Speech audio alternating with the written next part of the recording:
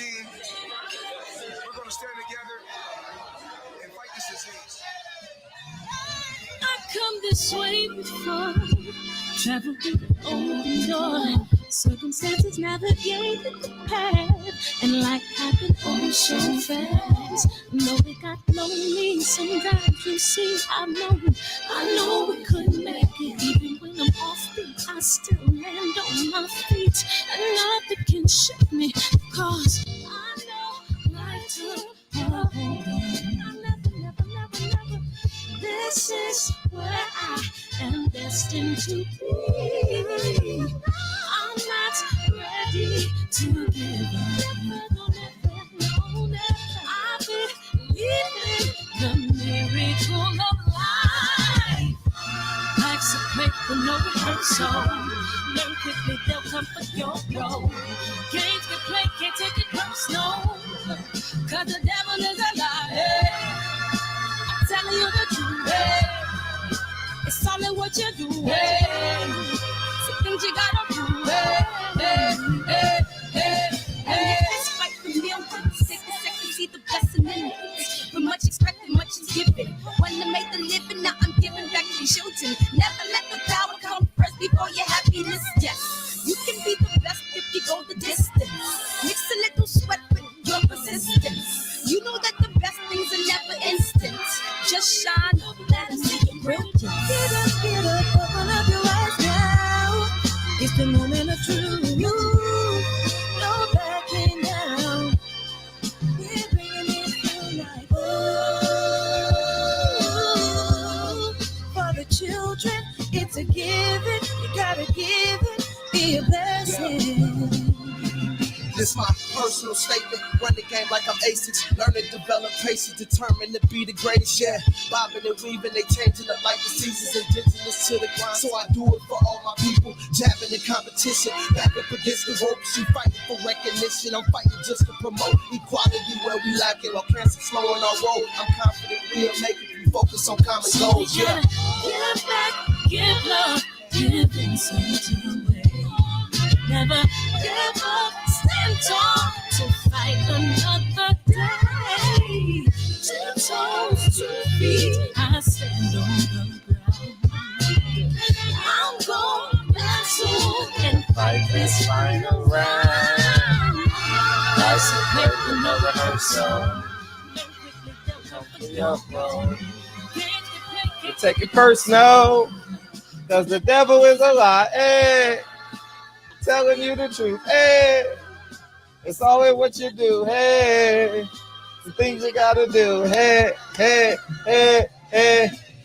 what up, DB? How about that Cheryl Dorsey bop? Hey, what's up, Mike Moss, Unique Don, Mama call him JP, we gonna call him JQ, Dwayne B, we gonna call you, oh, we got a DB in the house, man, what's up, big boy? And we got the 2-time heavyweight champ in the house, man. What's up, Santos, man? I'm excited, man. It's always special, man, when you get to meet people, man, to interview people that you've seen and you thought they were like bigger than life when you saw them on HBO, man. Oh, man, it feels good, man. Oh, man, what's up, Shell? Man, I rooted for you like no other when you fought them Russians, man. Whatever they from, I don't know. I remember those Saturday nights, like, kick his ass, man. DB, Mac Wavy, Big Hoey, Terrence Bailey, man. Without further ado, man, we gonna bring the champ in, man. Oh, man, the 2-time heavyweight champion of the world, man, Mr. Chris Byrd, man. What's up, man? How you doing? Hey, how you doing, man? I'm doing great. I'm feeling good, man, and it's great to have you in the barbershop, man, and yeah, like I said, man, I rooted for you so hard, man. When you went to, what was that, Germany you went to fight him? I know it was, I was like, get him. Because you were such the underdog, man. You were small guy. Yeah, man. Welcome to the barbershop, man. And yeah, you said small guy. You fought at amateurs at 165. Yeah. Yeah. Yes. What was the mindset to say, you know what? I'm gonna be a heavyweight. When you don't have nothing, you know, after Olympics, I didn't get signed. I won a silver medal in the Olympics. I didn't get signed by a manager or a promoter. I was a really skinny, kid at the time, and I guess they thought I wasn't pro material. I won Mm, a silver medal in the Olympics. I mean, mm, close to winning the gold, and didn't get signed by anybody. I mm, was devastated. So I was out. Honestly, I was cutting grass with my brother Joe, my oldest brother. He had a little side business. He had cutting grass, and I had a thought. I was like, if they don't want me at this weight, I'm gonna go to heavyweight. And uh, at the time, heavyweight was small. It wasn't big. Like 225 was like the biggest. Like Evander Holyfield was champion, so the guys wasn't that big. And then all the giants started coming in right, after 1992 Olympics. right.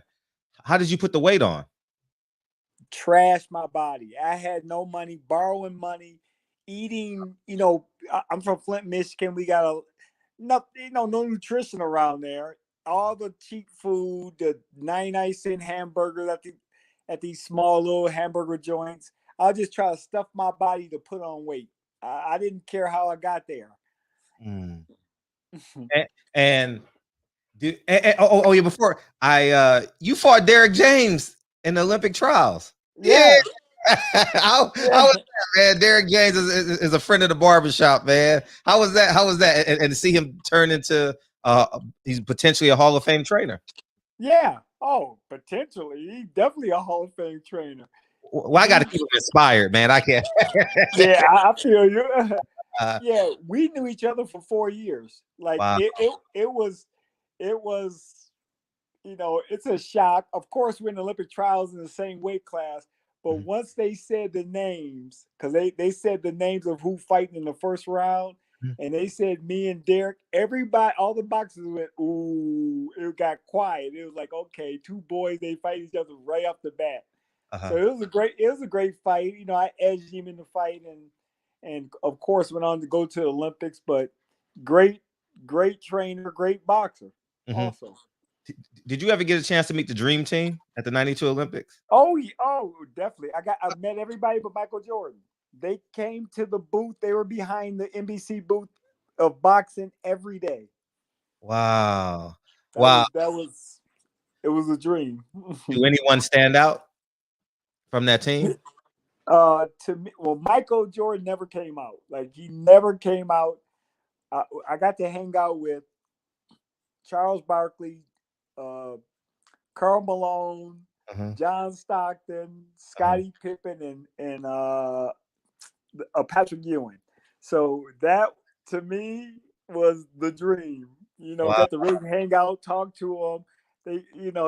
They were more excited to meet us than we were of them, because Yeah. it's boxing and it's the Olympics. So it was a great time. Yeah. Barkley is a big time boxing fan. He goes all the big time fights. Did you get a Yeah, chance to meet him as you a pro? Did you get I a chance? didn't mean Elijah Wan. I did.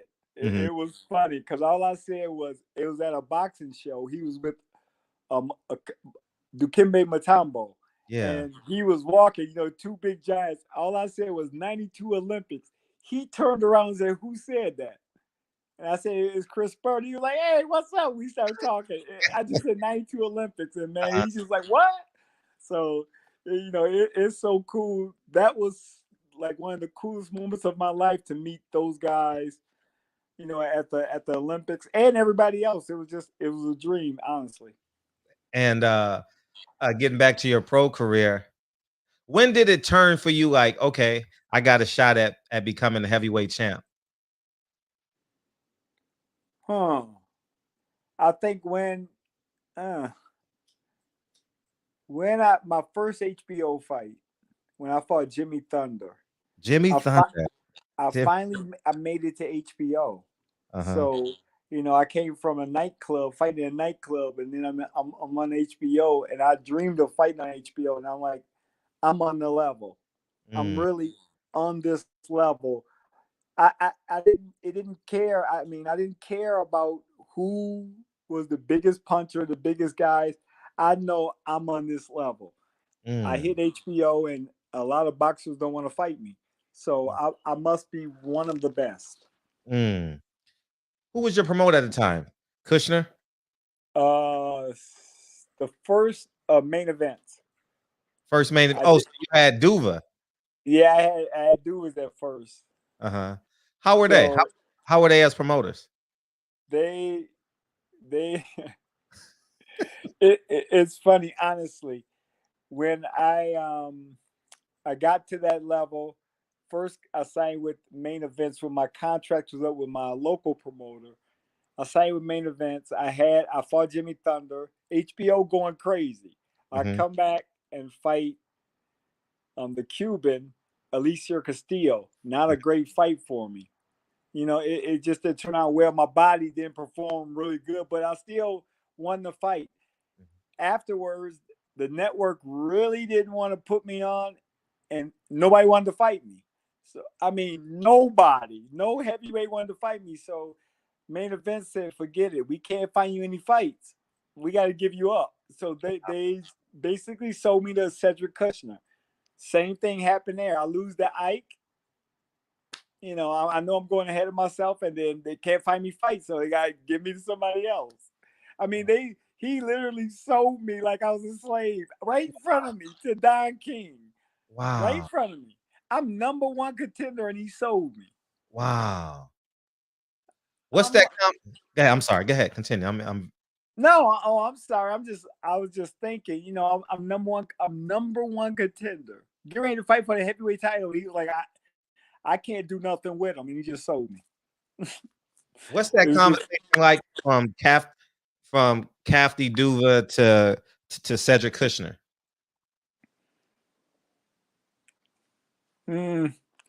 Hey, I feel like this. I was the heavyweight that was the pest of the division. They're like, we don't know what to do with him. So everybody treated me like I'm on the B side. That's how I feel. I go from one, they have interest in me, and then they don't have interest, and they're like, what are we gonna do with this little small guy? Nobody want to fight him. We can't make money with him. Everybody's talking either good or bad about him. I was like the boogeyman and the big question of the division, like how not the question, the disease. We got to get rid of this disease, and they were so happy I was gone because they didn't know where to put me. I mean, I just had a miserable. Everybody said, "Man, you won 2 heavyweight titles." I didn't know who I was fighting most of the time until 3-4 weeks before the fight. Sometimes when I was fighting on USA Tuesday Night Fights, I didn't know who I was fighting till the day of the fight most of the time. Wow. I don't know. Nobody want to fight me. And I'm telling the truth. I got articles everywhere. I never said nothing. I'm a Christian. I'm quiet. But now I'm gonna come back. I'm very outspoken about everything. Yeah, and we love that at the shop, man. Let's get it. Okay. What irritated you? What was now when you look back on it? What was the linchpin that says, how the fuck did they get away with that with me? Well, the commentators, first of all. Oh, Larry Merchant hated your ass. Hated me. Larry Merchant. And the funny thing, I remember that. Why? But the thing is, why wasn't it the underdog, the little guy fighting against the big guy? Gosh, every fight I'm between 5 to 50 pounds outweighed. Give me my credit. I'm fighting these big guys all the time. All they gotta say is Larry Merchant, he can't punch. He's really not a heavyweight. He's this and that. I lose, come back, win a world title, still criticize me. Lose, come back, win another world title, still get criticized. The little guy, think about it. And I want people to think. Everybody was talking about Roy Jones and James Toney. Oh man, you never fought them. You kind of scared of them. Really? I was heavyweight champion when they fought who? John Ruiz. They picked a 240-pound guy over a 208-pound guy. I never said anything. Really. I'm going to fight Evander Holyfield, Klitschko, Ike Ibeabuchi, and I'm scared of James and Roy? Really? I mean, give my credit. These guys, they never wanted to fight me. I said nothing. But now I'll talk about it. They didn't want to fight me. They don't want to get in front of me. Nobody want to get in front of me. I'm just telling you, I'm that good. I'm coming back at 50. It's going to be the same way. Once I fight, once they see me fighting, dang, the pest is back. The virus, you think coronavirus is bad? The virus done hit boxing. Oh my goodness. Uh-huh. He's back. And I'm going to terrorize every middleweight, super middleweight, and light heavyweight on this planet. You get in front of me, it's going to be the hardest task you ever had. You ever going to face. Wow. I'm that good. People in the I remember. I'm better than that. And I'm at middleweight. I'm not playing around. I'm not playing with no middleweight on this planet. Oh, so you call, man. Oh, well, who would you want to fight? What middleweight, super middleweight? My fight, one of my dream fights is Triple G. The reason being, he's an Olympic silver medalist at middleweight. I am too. I get a chance to fight somebody that was an Olympian just like me, the same weight class. We won the same medal. Let's get it. We 12 years apart in the Olympics. So he's a young man to me. Let's see if he can beat the old man. I don't think he can. I know I'll shut him down. In every facet of boxing, I'll shut him down. He better try to get a knockout. But the thing is, I punch now too. So everybody talk about his power, but what about mine? So I'm a different breed. I come from a different stock. I fought at heavyweight.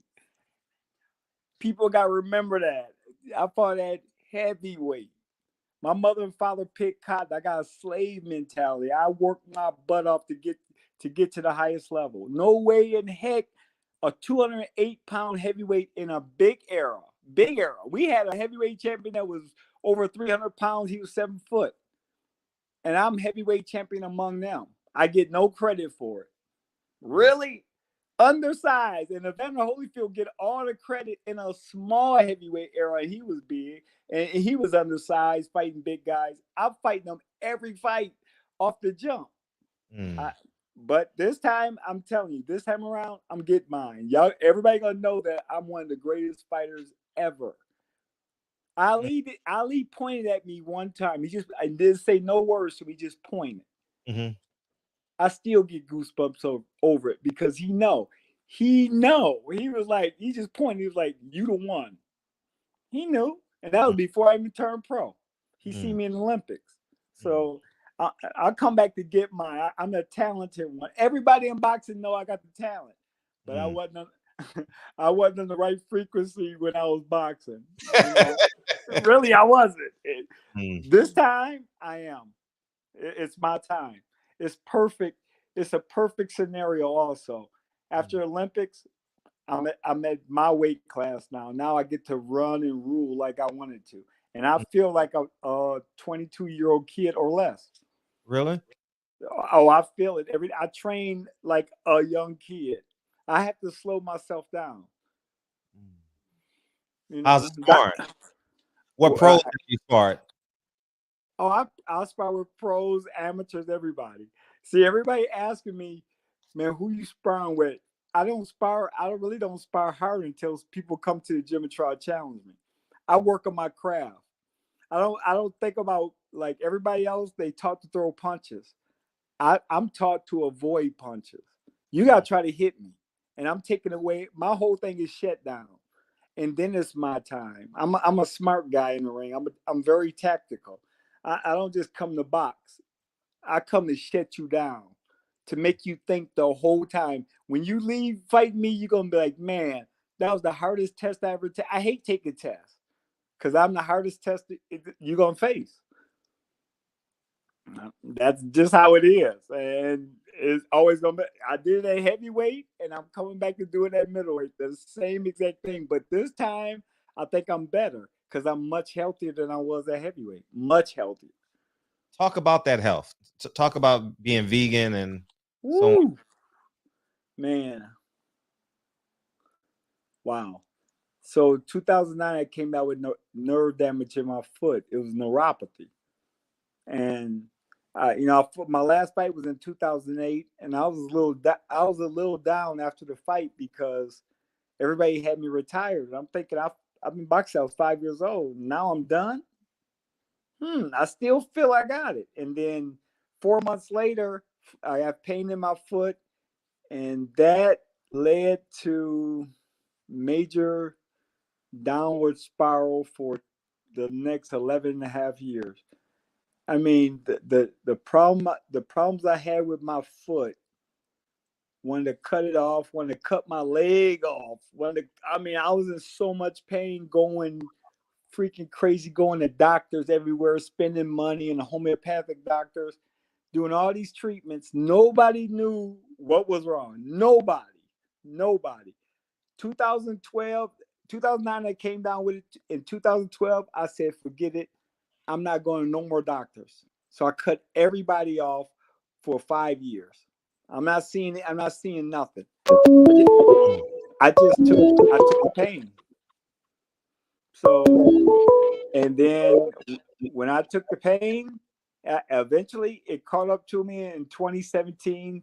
Very suicidal, very depressed.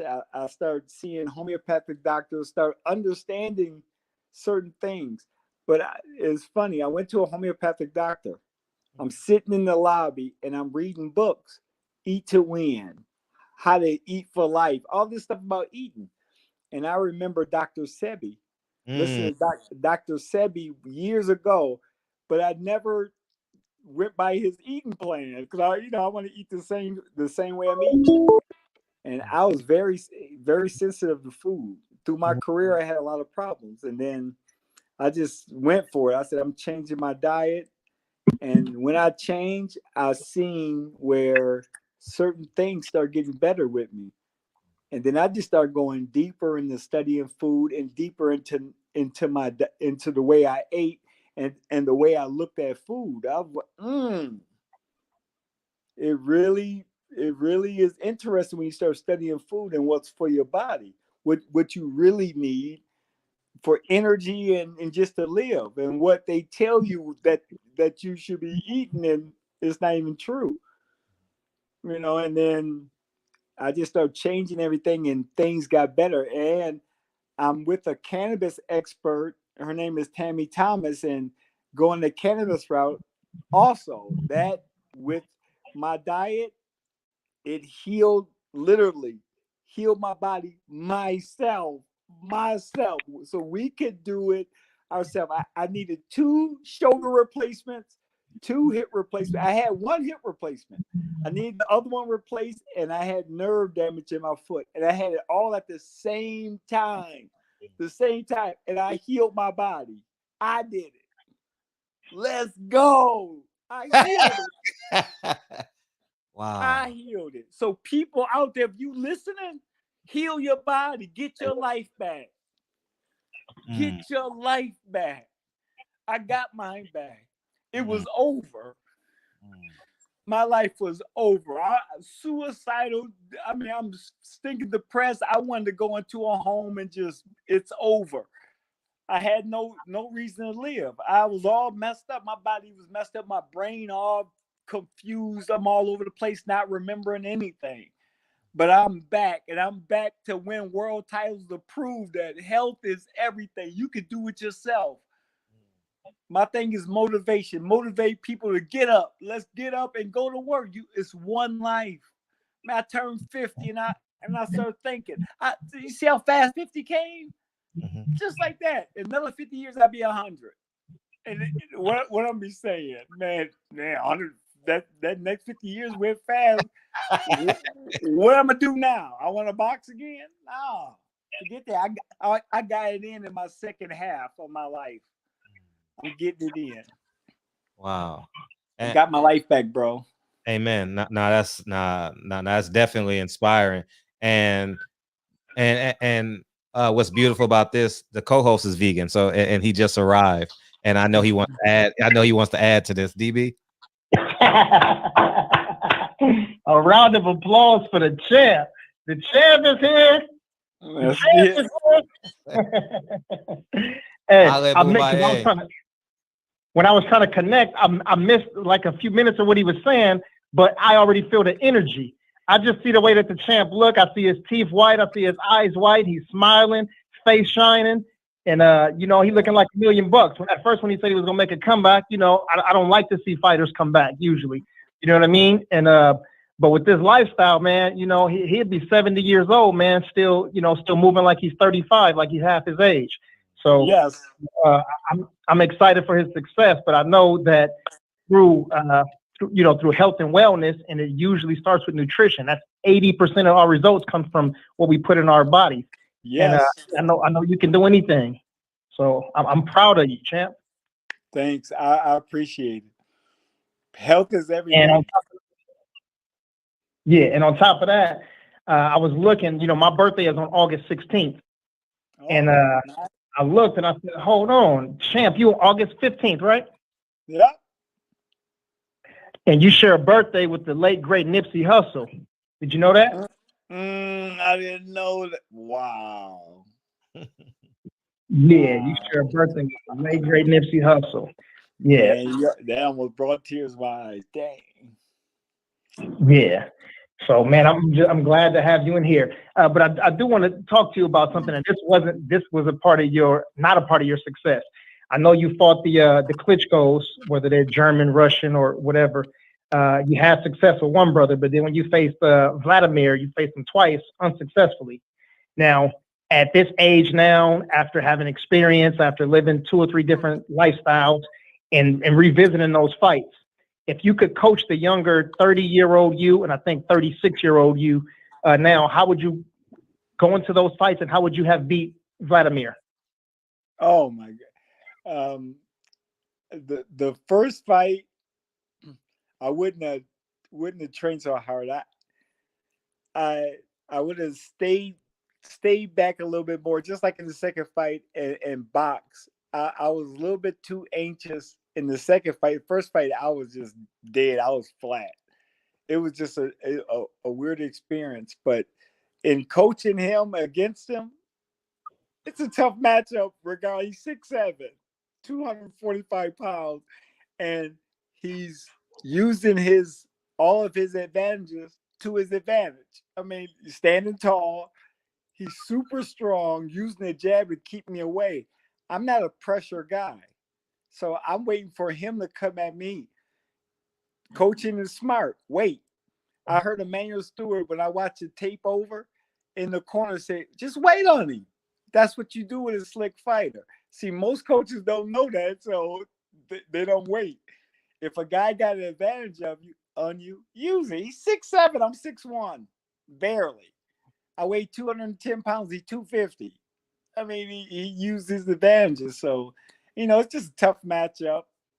If I do it again, he'll probably lose in a close decision. I can say he'll beat me, but it'll be close. It'll be a close fight.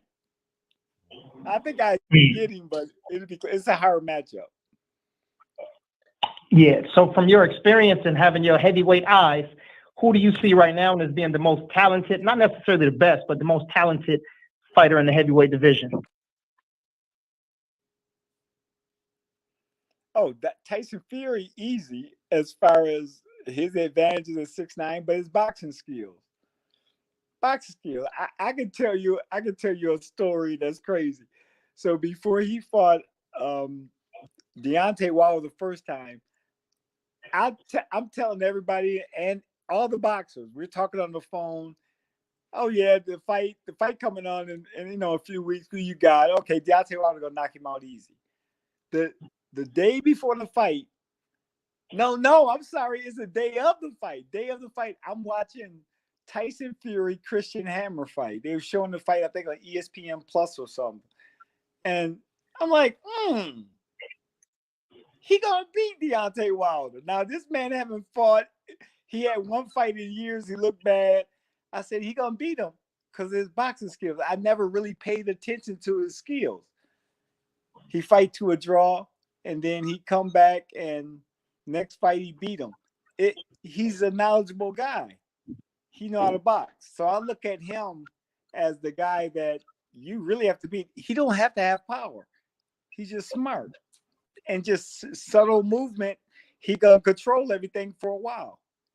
Until the big strong guy is gonna come at him. If they don't knock him out, he gonna outbox him. That's what he do for 12 rounds. And he's gonna be a hard matchup for everybody. which leads me to my next question: performance-enhancing drugs.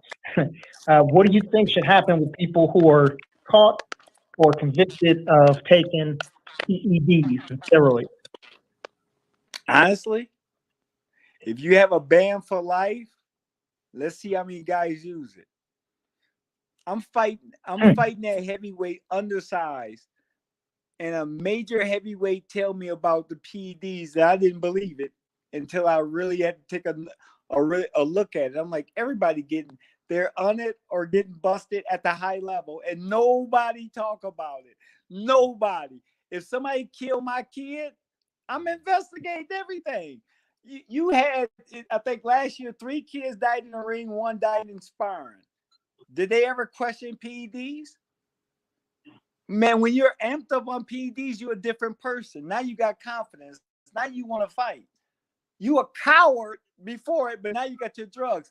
I was a coach after boxing also. When I came out, I was in pain and coaching. I seen drugs all over the table. I never said anything. I never, and I would never say anything about who was using it.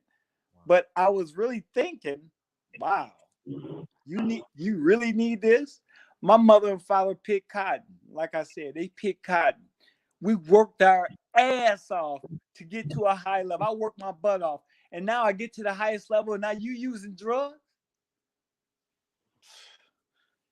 That's some it's just, excuse my language, it's some bullshit, man. That's just some bull. I mean, and then they get a slap on the wrist and come right back and use drugs again. And then use it again. And all these guys, champions, they know they use it.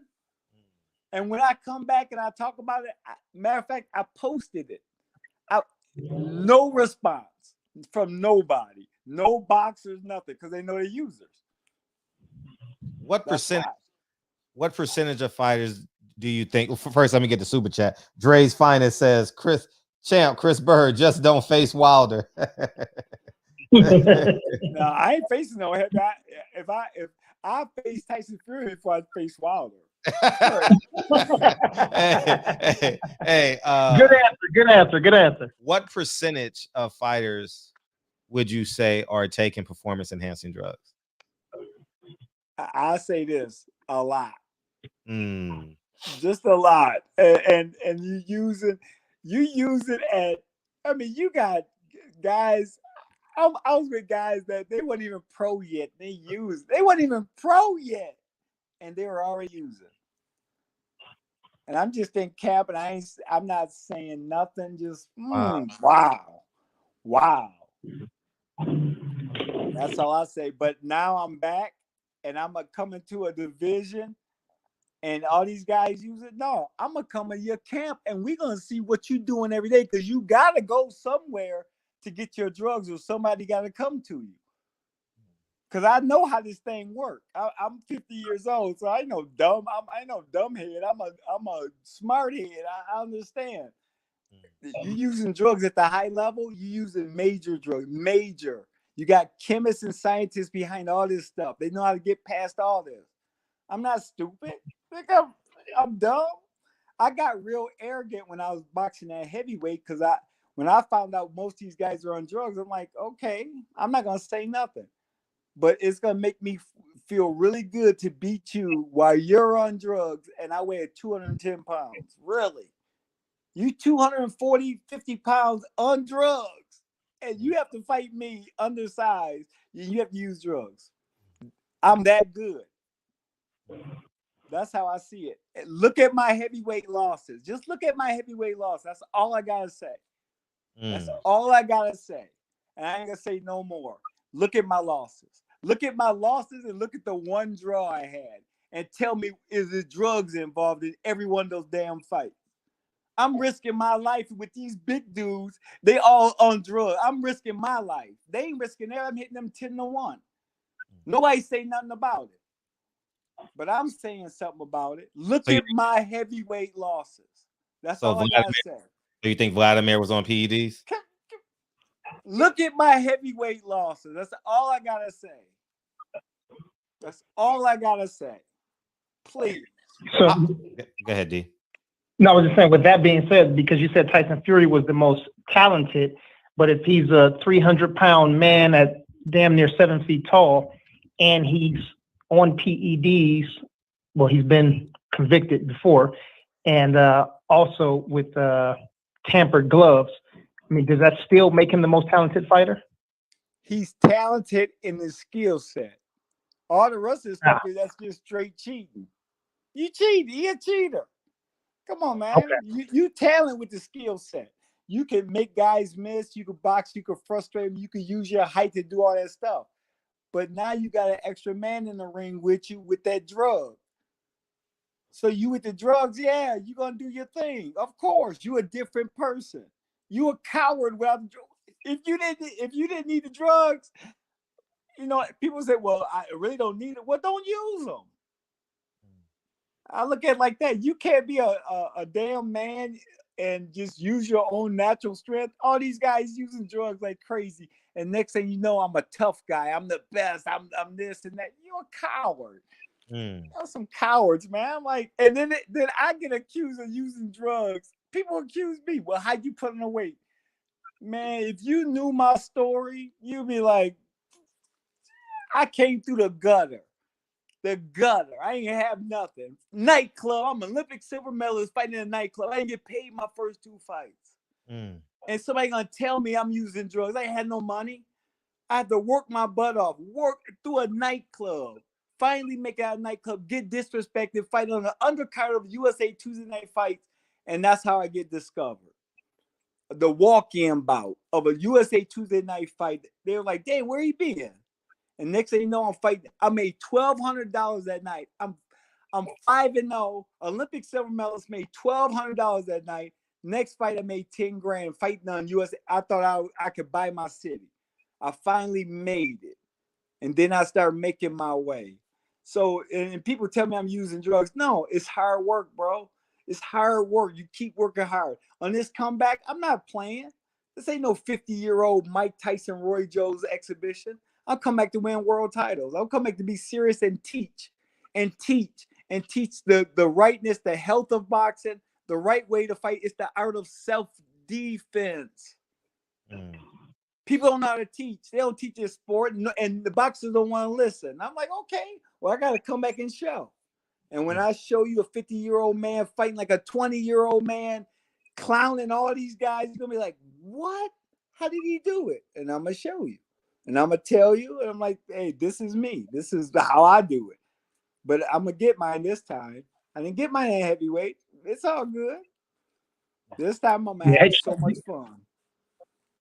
Champ, do you have a relationship with Mark Breland at all?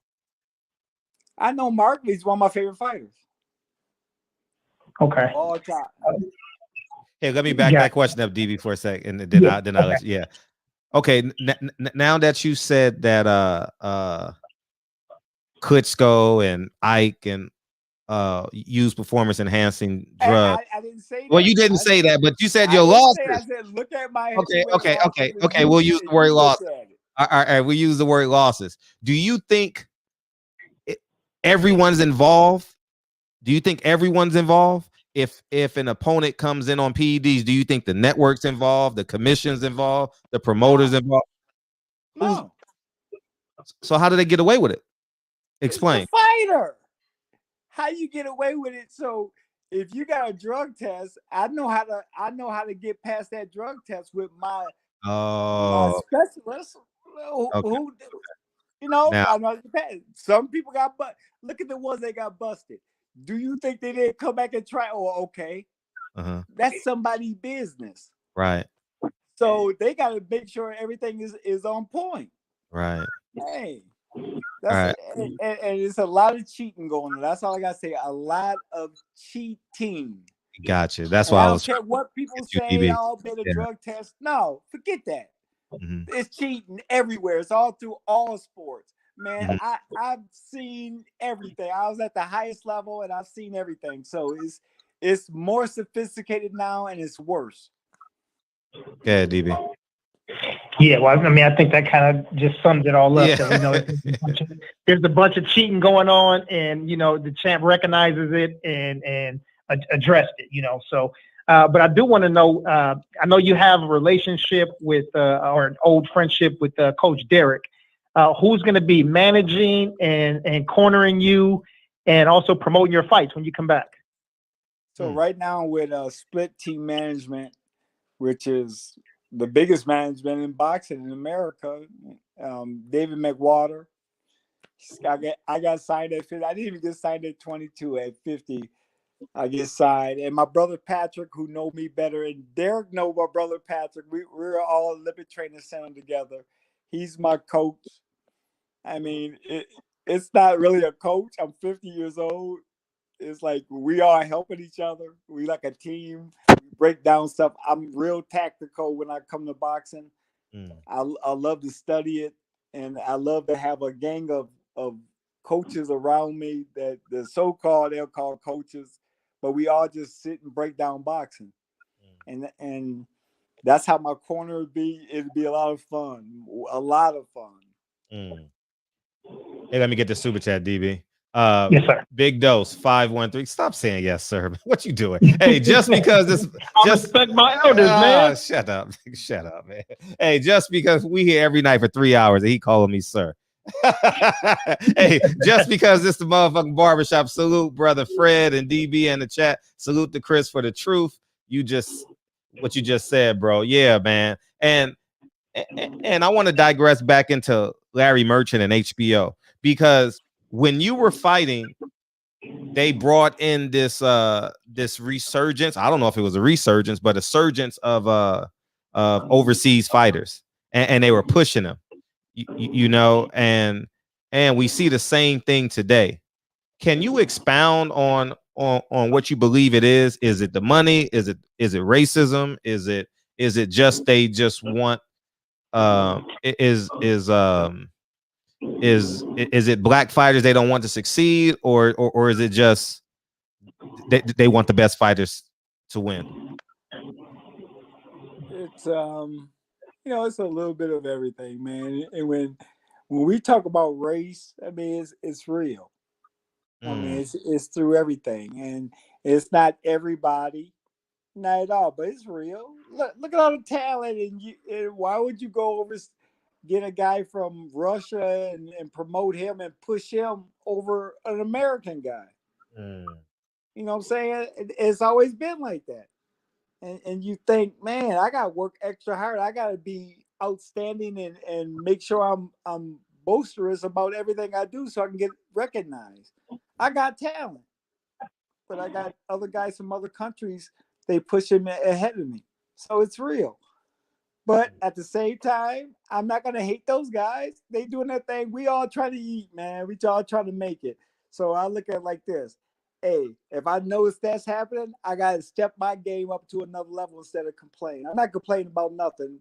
It's one life. I'm trying to get it. And if I see that's a roadblock, I'm gonna go around that roadblock instead of complain. Forget that. I'm getting mine. And it may be like that, but hey, so be it. It's been like that through our whole life.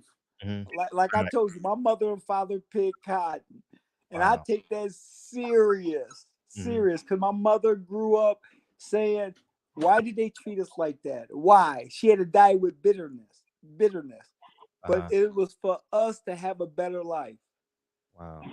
I'm having a great life, man. I can't complain. Stuff happened. Oh well, but I'm still living. I'm trying to get to the highest level, trying to motivate everybody to be like, stop complaining. Let's get it one life. You're gonna look up, you're 100 years old. Get that. Wow. Let's get it, man. Hey, we got the potential to do anything in our one life, and we waste so much time. Oh man, I just want to get it, man. I want to win a world title and just I can't wait. What's Larry Merchant's problem? Because he had it with Floyd, he had it with you, Bernard. He called Bernard Hopkins. Everything. I mean, Andre Ward. I don't want to say the R word, but why don't he like out that style of fighting, or that person, or is it the person? Well, you know he was one of the manager of Joe Frazier. So what kind of fighter was Joe Frazier? Pressure. Puncher. Pressure. And every guy you just listed, we're not punchers. So I'll give him that. I'm not gonna go into the negative, and I just think he didn't like a guy that was cute in the ring. He called it cute and fancy, and we get away with this slick style or different style without punching. Now, if we had all that and really knocking guys out, maybe he would have liked this. Mm-hmm. But it could have been other stuff, which I don't want to go into. I don't want to go into the negative. I care less. Got That that. day in him is over. Mhm. I'm looking forward to the new day that's about to start for me, and Uh-huh. I'm just gonna keep pressing on from there, man. I'm everything joy. I'll be so happy when I win a world title. I already feel like I already won it. Matter of Uh-huh. fact, I got my world titles in my room now. I walk by them every day. I look at them like, hey, I'm about to add a few more to this collection. Mm. It feels good. And you have a fight date. Well, right now, manager's saying maybe the end of May. End of April, early May. Right Mm. now, something big, something at a big arena, big. So I'm getting excited, but I'm training my butt off, sparring with the young guys, the old guys, just putting in work like crazy, like a young dude. So just trying to stay ready. DB. Yeah, I was. I remember Fred and I had a conversation about this a few weeks ago, and I know you held a WBO title, correct? Yeah. You Yes. beat Klitschko for that one, right? Did you beat Klitschko? Yes. For that one? Yeah. Mm-hmm. Yeah. And did you hold the WBC title as well? No, IBF. IBF. IBF. So I guess what we were talking about was what do these sanctioning bodies do for the fighters? Like when you are a fighter, that's one thing. I'm pretty sure they do something. Can you tell us that? But also, post career, what do they do for fighters after they retire? Well, I won WBO and IBF title. Held WBO for a few months, about 8 months with Klitschko, and then held the IBF title for almost 4 years. And they didn't do nothing for me. But the WBC did. I didn't even win their title. Matter of fact, I don't think I was rated in the top 5 in WBC. And afterwards, they're helping out everybody. Really? Elaborate on that because they get a lot of. Everybody sent me money, anything you need. Wow.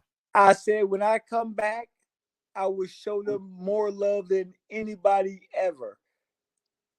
Wow. Mauricio Suleiman, shout out to him. Looking out for fighters that didn't even win a title in their sanction. But I didn't win a title with them. And what do you need? What? Wow. Can you elaborate? Can you elaborate on the WBC and Mauricio Suleiman and how they helped you, if you don't mind? Oh, so going through all this pain, man, I lost everything. Oh man, I was spending money everywhere, and I needed help. I just needed help, and they sent me money, and I'm thinking, wow, I how can I repay them back? I mean, in my desperate time of need, nobody knew how bad I was, how off I was at that time. With my family in shambles, everything. I'm in so much pain, and they came through. Wow. Man, wow, words, man, can't even express how I feel, man. That boxing came through. What would you want to tell Mauricio? Because I'm gonna clip this up and send it to him. He was on the show about a month ago. What would you want to tell him? Oh man, I would send my love to him, and sure, man, I just tell him how much I'm so grateful and thankful for the WBC, not just for them helping me. A boxer told me about it. A boxer told me, said, man, they'll help you out. I said, I didn't win a title I didn't win a title with BC. They said they don't care.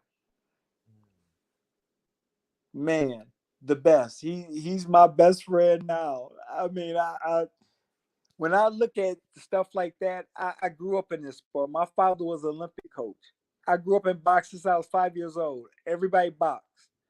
and to see that kind of help from a sanctioning body in this nasty dirt sport. This is a nasty sport. Nobody really care about you like that. When I'm done, when I was done fighting, how many people call me now? How many interviews? How many? I used to get it all the time, and now nobody called me. Not one promoter called me. I've been with 7 different promoters in my career. Not one of them called me.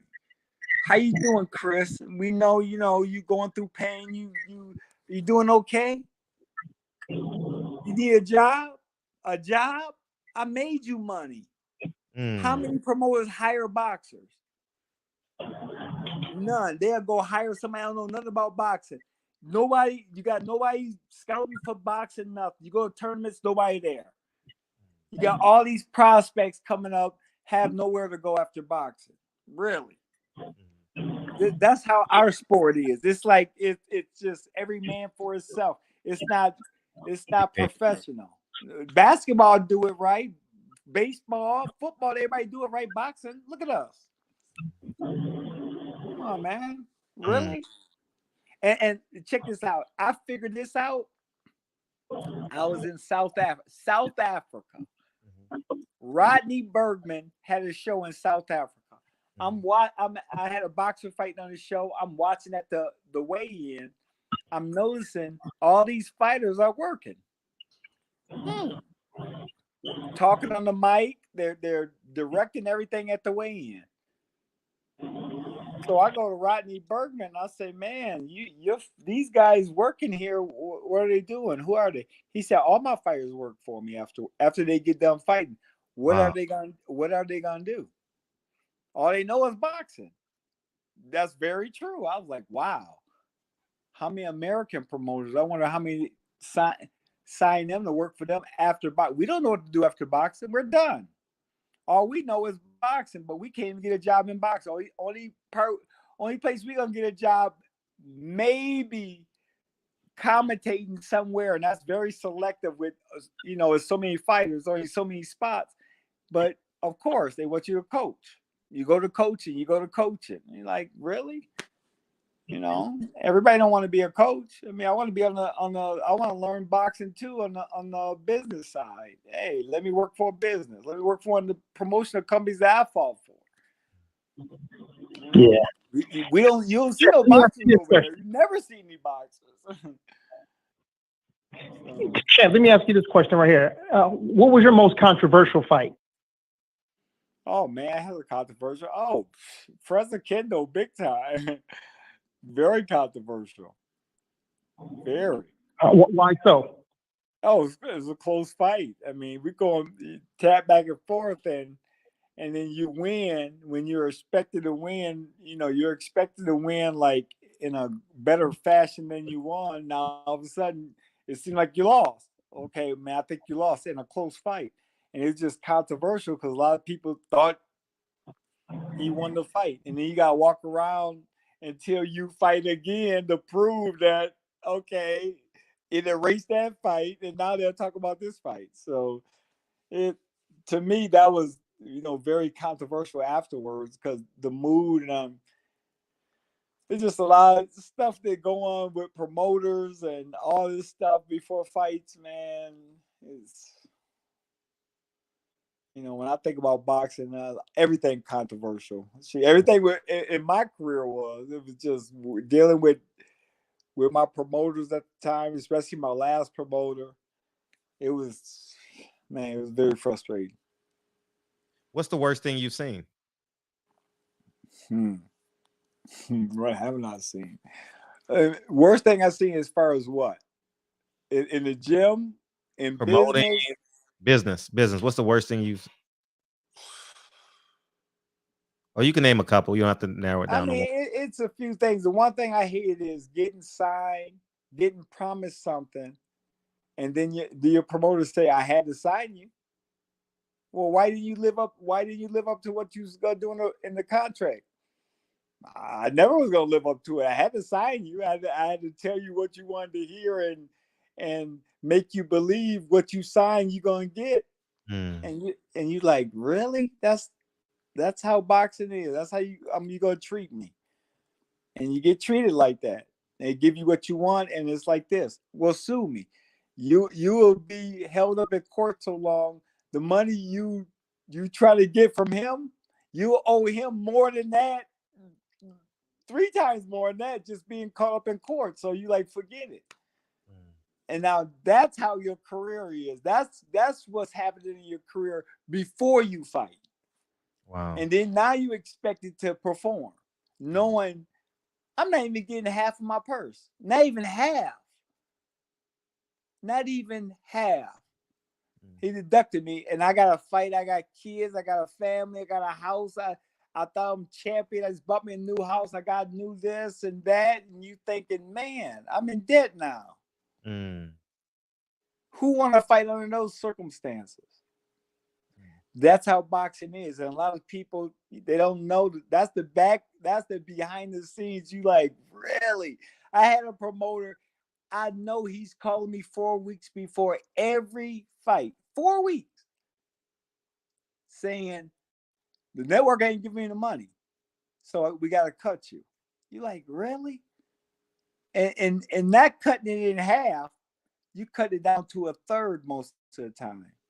And now I got to get in the ring and fight. And I got to train for the next 4 weeks thinking I'm only making a quarter of my money. And you fight under those circumstances and then get criticized afterwards because you got all this stuff on your mind. That's how boxing is, man. Sometimes you get treated like a slave. I mean, like you have your hands are tied. Either you take it or you don't. And you're like, really? I guess I gotta take it. I'm not gonna fight. I'm gonna be on the shelf. I'm gonna be sitting. I already sat 9 months. Now I'm gonna sit 9 more months. Got you. So and it happened to me, and this is not like some made up stories. It happened to many fighters at my time, and we were with the same promoter, and we would talk about it all the time. Why? You know, we fight one time. We have one career, and it's going by slowly, and we're not doing nothing with it. And we have all these dreams, and we have all these thoughts in our head that we're gonna make it to the highest level, hoping that these guys are at least remotely honest. Nobody honest. They don't care about you.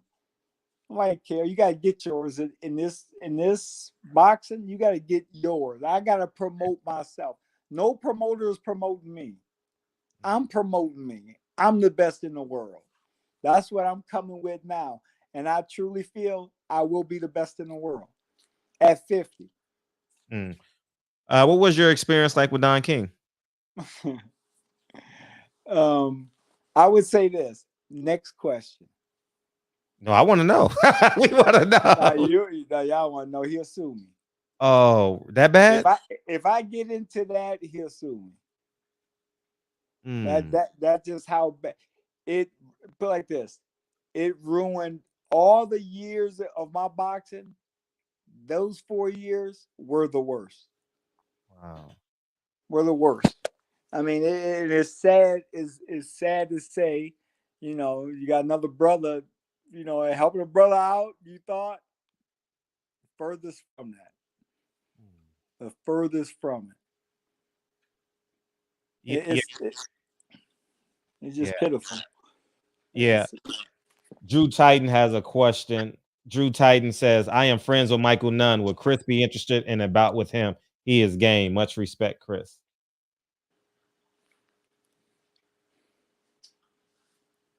How much they paying?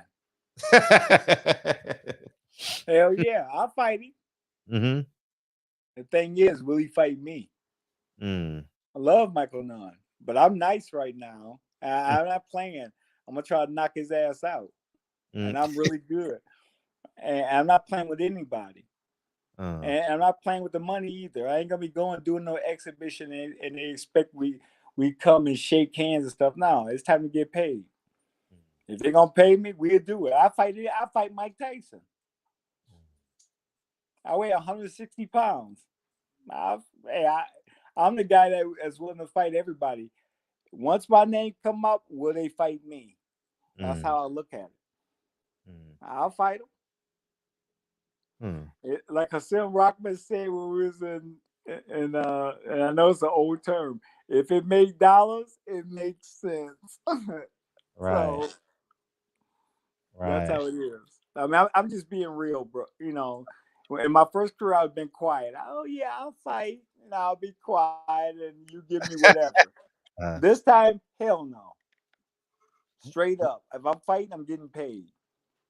What other promoters did you have? You had Duva, Kushner. Then I had Don. I had my local promoter at first, and then I had Bill Kozerski. He the one that had me. Used to have Michael Moore, and then he rode with me. I had 3 promoters at one time, man. Everybody was killing me. Wow. But Dave Lesage was my first promoter. He owned a laminating business. My brother Patrick, I gotta tell this story. My brother, we had nothing going on for us after the '92 Olympics. I had 2 fights that failed. I didn't get paid my first 2 fights in my hometown. Nobody came to the fights. So I'm sitting there like a year and a half, nothing happening. I'm forgotten about. And my brother Patrick, who almost made the Olympics, he said, man, he made some flyers. He said, I'm going to go out and ask some of these businesses for money. I'm like, for what? For boxing? For what? He's like, we need money, man. And I said, I'm too embarrassed to go with you. These people know me. I came back from the Olympics and everybody see me. I'm not going. So he went out, ran across this guy that owned a laminating business. He said, I don't have much money, but if I can get some help, I got a venue. We can put on some shows. Wow. And my father, he put on shows, bootleg, low budget shows. His venue was like a 300-seat nightclub. And now I'm fighting at heavyweight. I'm moved up. I'm fat. I weighed 193 pounds. Cruiserweight was 190 at the time. So I consider myself a heavyweight. I wanted to be a heavyweight so bad. I weighed 193. I'm fighting at this new weight class, scared to death in this 250, 300-seat nightclub. Knockout Promotions is in effect. I started boxing in my hometown. 250 people. I fought the nightclub. I fought my way out of there. I fought 7 times in the nightclub. Fought my way out of there to the Palace of Auburn Hills, the walk-in bout of a USA Tuesday night fight. And boom, that's where I got discovered. And then I started fighting on TV after that. Hard fights. But it got me, it humbled me big time because I'm Olympic silver medalist. I'm on a high level. I thought I should start off on a totally different level. I started off like Rocky. I started at nightclub. Olympic silver medalist fighting in a nightclub. And when I won a world title with Vitaly Klitschko, man, if you see me and my brother in the ring, he hugged me, we crying, because we both started off in a nightclub. That's where we started. He almost made the Olympics. I won a silver medal, and we're starting our career off rocky in a nightclub, low level, smoky, 250 people, where I thought I should be fighting on TV on the big shows, and it just didn't work out like that. So it makes you really hungry. Every step you take, you're so happy, honored that you made another step, and then you win a world title, and it's like, oh my, look where I came from, a nightclub. Really? Wow. Really? And I'm getting ready to do it again. Out 11 years of pain, man. Come back from pain. Same thing. Amen. You want to take a few phone calls from some fans? Yeah. I appreciate that.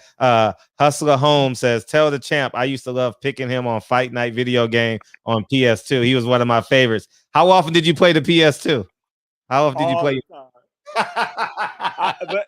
But I never got to choose me. My son was always me. Oh, that's dope. That's dope. We got our first beam in, man. Hey, feel free to beam in. I'm gonna put the beam in the chat, man. So feel free to beam in, and that'll be awesome, man. What's up, H Money? Yo, what up, Fred? What's good? What up, Chris Byrd, legendary former heavyweight champion of the world? What's popping? What's popping? Let's get it. It's good, man. It's good to talk to you, man. I remember watching you fight. You was a slick southpaw with tremendous skills. You had tremendous boxing skills. And that's what I tell people, man. Skills wins fights. And you are a great example of that. Like you said, you was an Olympian in the middleweight division, moved up to heavyweight, beat David Tua. I want to talk about that fight with David Tua when you embarrassed that man, destroyed him on Showtime. Yeah. Hey, everybody had me knocked out. He knocked out my Olympic teammate, my Olympic heavyweight teammate, the fight before I fought him. So everybody thought at that time, I don't know, man. I don't know if you can hang with, you can go 12 rounds with this man, especially with the Iga Beabuchi loss. Everybody thought I was getting knocked out. So I had to perform, man. I had to put on a Showtime performance.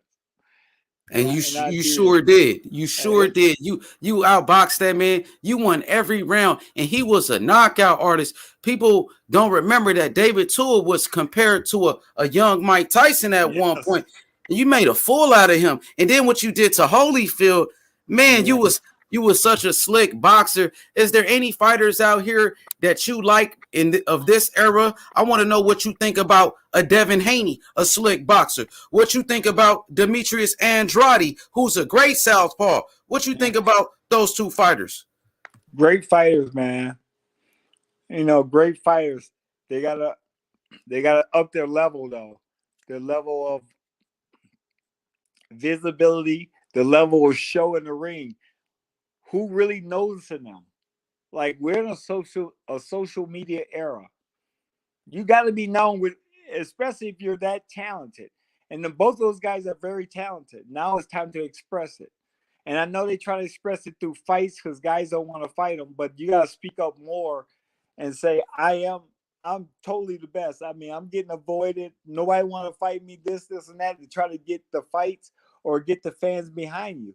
Either the fans behind you either in liking you or hating you, but they still gonna watch you. So it's the Muhammad Ali effect. Both those guys are really good though. Who do you favor in a matchup between Demetrius Andrade and Jamal Charlo? Ooh, great fight. Great fight. I won't pick like a winner because anything can happen. Because you got one guy aggressive. Charlo is a smart guy. He's big for the weight class, and he's strong. He'll fight you for 12 rounds. But Demetrius, he's a trickster. He uses style. He's left-handed. He's smart. He understands boxing. And he's hard to get in front of for most guys because of that style. And see, I look at the style like that's what I love. I love the matchup. I love the matchup of those guys to fight, to be in front of them, to see how they really react. And I think that Demetrius Andre, I think that's how you say his name, or Andre, however you say his last name. I'm not trying to disrespect him, but I think he's the guy in the division where everybody's like, I don't know if I want to really mess with him. They ducking him. They out here ducking that man. Yeah, because he's left-handed. He got movement. He got hand speed. He got some pop to his game, and he's steady. He know what he want to do in the ring. Okay, what about Teofimo Lopez and Devin Haney? Who you like in that fight? Ooh, great fight, man. That's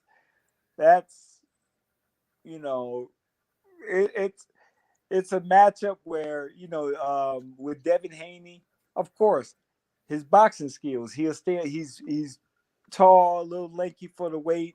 Can use his boxing skills to throw off Teofimo Lopez for a while. But that power, it can offset anybody. He does have pretty good power and good boxing skills. Got to put it together. But styles make major fights. Like him fighting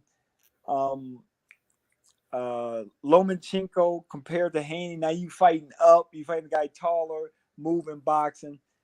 Just great matchups with him. That whole lightweight division, man, is on fire. Is on Absolutely. fire right now. I love it. Earl Spence, Terrence Crawford. Who you like in that one? Let me get can I get a pick though? Can I who you like better? Who got better skills?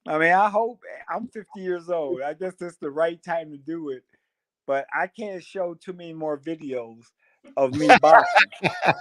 I'm serious. Because all the older guys right now, all of the older guys that's thinking about coming back, that's my weight class. And everyone already saying, no, I want, no, not him. Not him. The virus is back. So it I will see. Because I'm willing to fight all these guys. Like I'll fight Demetrius Andre. Once once I start rolling, I have a couple get warmed up. Let's get it. That's the fight.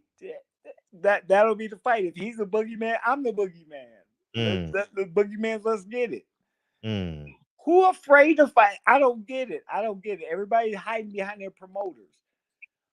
Let's make fights. We live one time. Why do we have the public wondering who's the best in the division? We just come together and make fights. We'll make our promoters make the fight. Right? No, these guys don't want to fight. So it must be the guy because I'm willing to fight anybody. And I was always like that when I fought my first career. Undersized. I called out everybody. Even put ads in the paper to get fights. Still couldn't get fights. I just want to fight. So now we're in the era where everybody's wondering, man, Errol Spence, Terrence Crawford, what's going to happen? Well, no, make the fight. Who care about promoters? Let's make the fight. Let's make this money. Heck, we could do something big for boxing. Let's up this sport. Let's make these matches. Someone just came up with a nickname for you, the Bird Flu. Yeah, I see both of them. I'm hyped. I like both of them too. What's the second one? The virus and the bird flu? Yeah. The like bird. We got our next B-man, man. We have the boxing section. What's up, Kyle? What you got, man? Oh, hey, you still haven't sent me that damn logo. Okay, I got you. I'll do it. Yeah, I hurry up so you get your sign, man. Okay. Come on, champ. Hey, how you doing, brother? Good. So I remember back in the day, you was on either with Sports Science or the Best Damn Sports Show, and they asked you having sex before the fight. Was it a good idea? Do you still think looking back on it now that you older? Do you think it was a good idea? Nope. No, I won't do it this time. No. Hey, Brett, on the show, he was like, "Oh man, my legs are good. I'm good. I ain't tripping. We all good." Yeah, I was like that then, but now I'm not gonna do it. I wouldn't recommend it. I mean, I would challenge myself because I go against the myth of anything. I'm like the mind is more powerful than anything. So I always challenge myself. I won't get tired. Most guys they feel it. They like, man, I felt it in my legs and I start getting tired. I'm like, forget that. If you think about it, I guess you will. But for me, I didn't care. I'll do it. But this time I'm not gonna do it. I'm not risking nothing. So who's your top 5 favorite fighters of all time? Of all time? Oh man. You can't say Ali. I love so many guys. Honestly, Mike Tyson is one of them. I love Mike Tyson since I was, little, and Sugar Ray Leonard is one of them. I met him when I was 6 years old. Aaron Pryor is one of them. Salvador Sanchez is one of them. Oh man, I used to love Salvador Sanchez before he died. He was young when he died too. He could fight. I mean, there's so many fighters. Top 5, gosh. Jack Johnson, and studying Jack Johnson, he's actually my number 1 fighter of all time. He had it harder than anybody ever. Nobody had more pressure on him than Jack Johnson going to the ring. Think about him. He got to be one of the greatest fighters ever. Look what he had to go through before he got in the ring. Now he got to fight on top of it. Beautiful fighter, man. That guy, man. It's just so many guys, so many boxers through. I came up in boxing, so I could throw out all kind of guys. They were my top fighters. And you say top five, man, I can go with, shoot, I watched Marvin Hagler. I watched Tommy Hearns. I'm from Flint, Michigan. He grew up in Detroit, killing it. And looking at him as a 6'1", welterweight that can punch, he's the hardest matchup in boxing. He's one of the great fighters to me. So you get him or Kente, who came from Detroit. You even James Toney, hey, from Ann Arbor, Michigan. There's so many great fighters. I can't go top five. This is my last. So who's the best fighter to ever come out of Flint, Michigan? Who you think? I got for you. You my man, $100,000. But I gotta go with the GOAT, man. I gotta go with Clarissa Shields. Hey,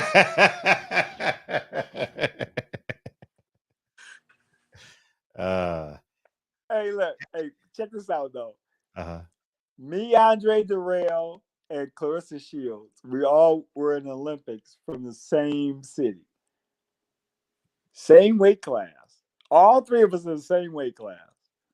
And people say, who do you think will win? Now we're all in the same weight class.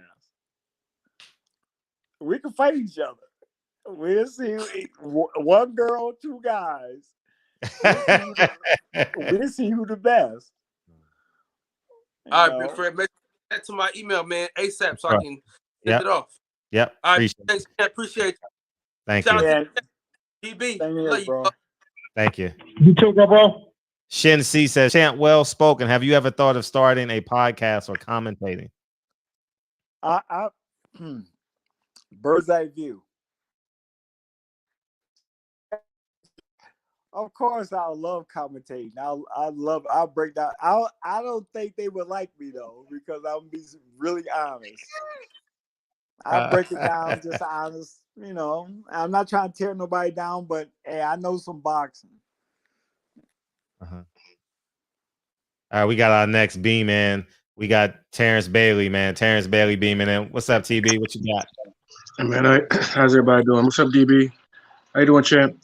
Hey, how you doing, bro? Man, Champ, I used to watch you, man, as a teenager on USA Fights, everything, man. I used to watch that flick jab you would throw, man. You had that flick jab, and you kept getting warned by the ref for hitting with the back of the hand. And I used to watch your wife yell at you from the front row. Stop playing! Stop playing around! You know, I think right now I was listening to you, you know, from the chat, and if you were in your prime right now, 2021, I think a great fight would be you and Usyk. Yeah. Alexander Usyk. I think that would be a great fight. Yeah. And It's been good in my prime. Yeah, it's been a good fight. Olympic gold medalist at heavyweight. But the thing is, he's left-handed. Hey, I'm trying to shut him down. He's small. And I felt, even with Deontay Wilder, he's under 220. I felt I'm the best under 220 heavyweight. You're not going to beat me. Under 220, I just feel like when I'm on top of my game, Usyk is a good fight, but I'm trying to shut him down. I'm trying to shut him down, brother. Hey, I tell you something else too. The fight between you and Holyfield. That fight was, man. That fight actually had me laughing while I was watching it because what you was doing to him, and then when Holyfield, I guess he got mad, and he threw a hard hook, and you dodged it, and he said, "Woo!" He was like, "Oh, he's alive!" And then so you came back and pieced him up. I mean, you made a lot of what was supposed to be grade A fighters look ordinary. And I don't think I ever seen you in a fight where, if you lost the fight, it kind of looked like because you got bored. It wasn't because you were just being dominated. It was more like you got fueled and kind of like lost focus because you just on a certain level and you kind of got bored. Yeah. I actually I was sick. Okay. When I fought Jimmy Thunder on HBO, my first HBO fight, I got rushed to the hospital. During the main event was Tim Witherspoon, Larry Donald. I was getting rushed to the hospital. I was gonna do an on-air interview. The only time they would do an on-air interview when a main event, and I was a co-main event, I'm talking, they want to do an on-air interview, they rushed me to the hospital. And nobody asked after that, why'd you go to the hospital? I had problems with my body I would fall out after almost every fight. In the locker room, it was bad.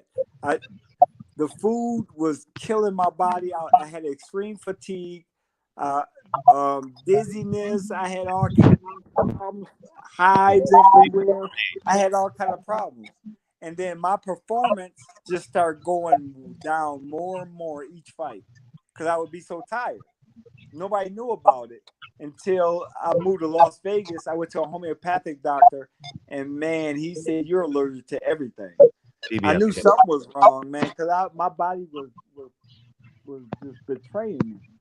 And my performances were falling off.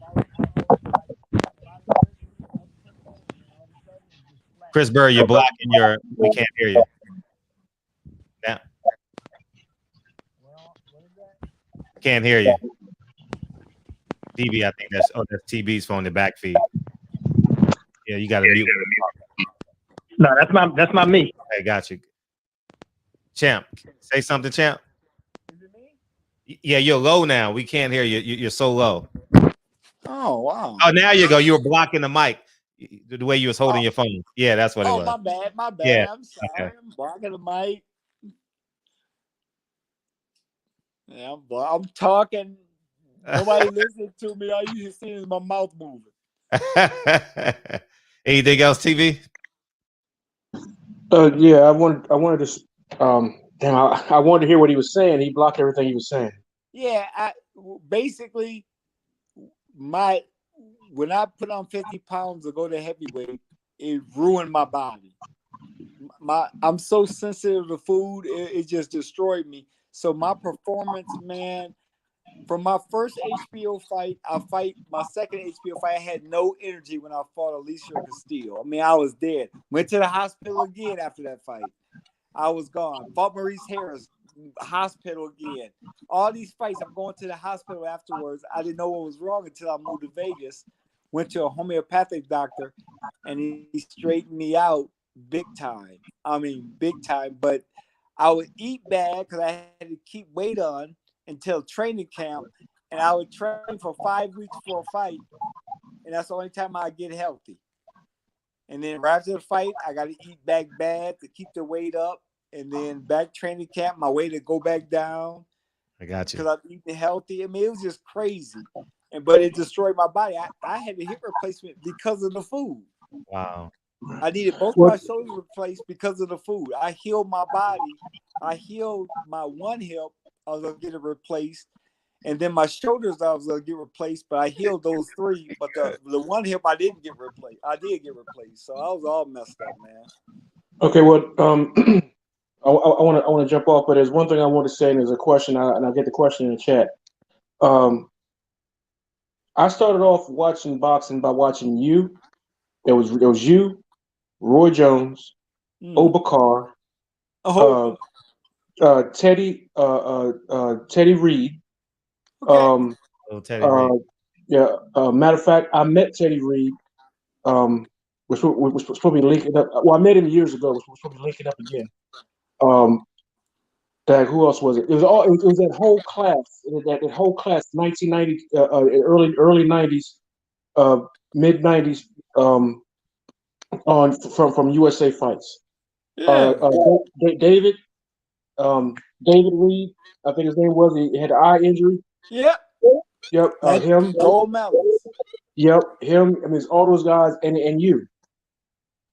You know, because I used to mimic you doing this. You know, Yeah, flicking my wrist. You know what I'm saying? yeah. So, and then my question is, we were talking about the dope in boxing earlier, and you brought up Fury was brought up. Do you think if Fury wasn't quote unquote on the dope, because you said you wouldn't say it if no particular person was on it, would he have beat Wilder? And I'll take the answer to that in the chat. Peace, champ. Good luck. Oh, Good luck when you come back. Oh, we thank got a you. surprise for you next, champ. We got a surprise for you, Thanks a lot. champ. Oh man, we got a. Yeah. Go ahead. You want to Yeah. answer? We got a surprise. You're not gonna believe he watches the show and he beamed in because you're on, man. We got a surprise for you, man. Let me put the name. What's up, man?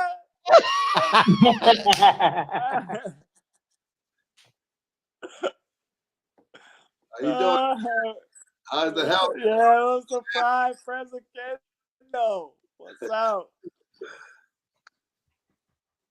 Fast friends. Good seeing you, brother. I'm glad you getting healthy and getting back to shape and normal. Yeah, thanks a lot, bro. Thanks a lot. Hey, look, you still waiting for that title shot, but still, right? You believe the WBA's been, it's just unbelievable. That I don't know if you're aware, but I had to sue him. I have my first court date next month, and man, I don't know what it is, Chris. 2014, I fought the Russian, Chigayev. Yeah. I gave him the blues. They stole the fight, split decision, but that's cool. I signed a contract, for the money and for the rematch, and man, ever since then, the WBA they just started putting me like, on the shelf. So I had to sue them. I mean, I didn't sue them. I sued Chigayev and the promoter.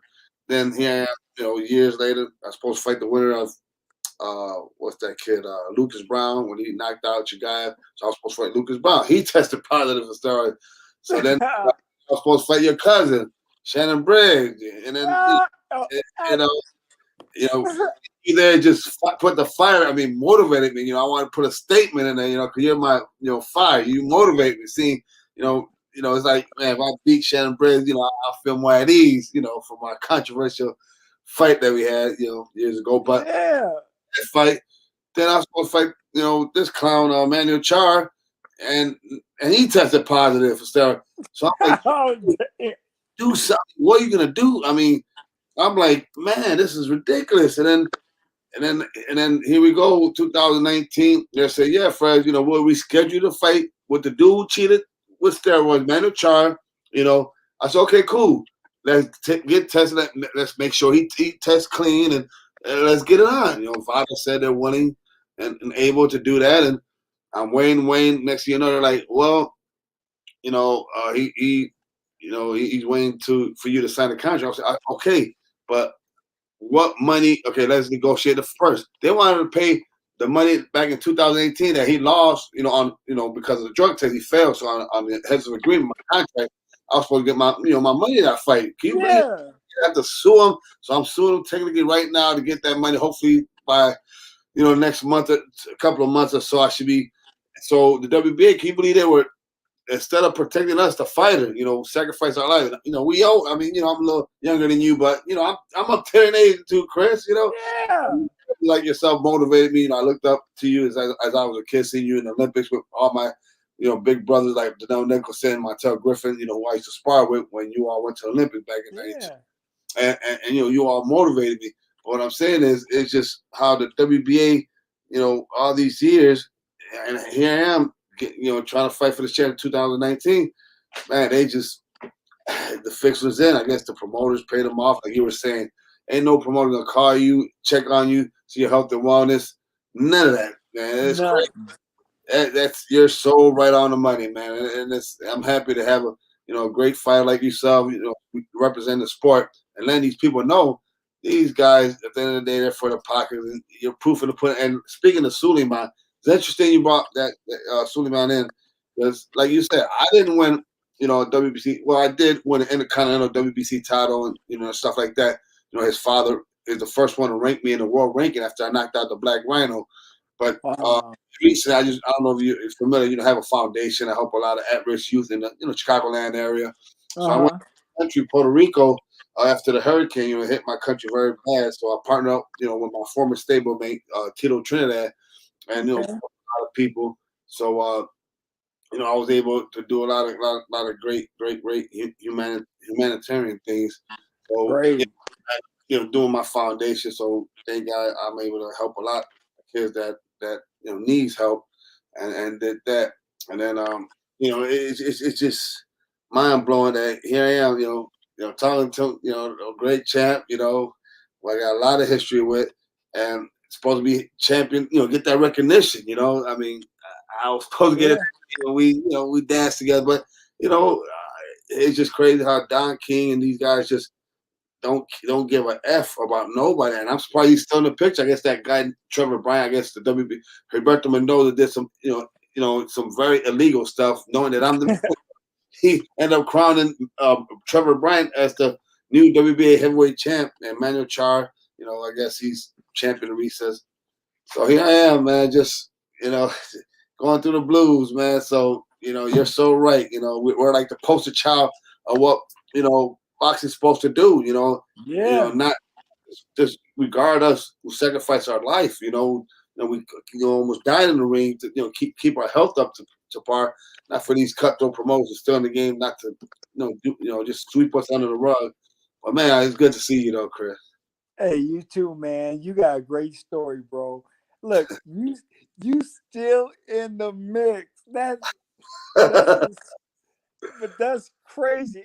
It's still a heavyweight. All these big guys, and you can still be in the mix, frustrating everybody just because of your skill set. Thank you. And when I'm reading this on Fight News, your plight and what you're going through, I'm like, hey, Fred's still frustrating and still doing his thing. I see why you on the shelf. All the promoters like, man, we don't want to deal with him. We don't. They probably paying everybody off to keep you idle the whole time because everybody else fighting, you the one that's not. Man, that's crazy. And I'm the supposed to old man on this situation, but I am right. Stuff good health. We train, we keep our bodies in tune. We got motivations, and man, it's good to see you. I seen your kids, how beautiful they grown to be, and we got a lot of history. Our wife, used to talk, and we all came up together. But it's that you're doing good things. And are you still in the Michigan area, or are you still in the West Coast? West Coast, man, San Diego area. Oh, good for you. So that's it. You're tired over there, huh? Yeah, it's good. I'm back in the cold Chicago with these knuckleheads, Montel Griffin, Nicholson. Yeah, but it's my hometown, and that's with a nice little house, and all the punishment we took.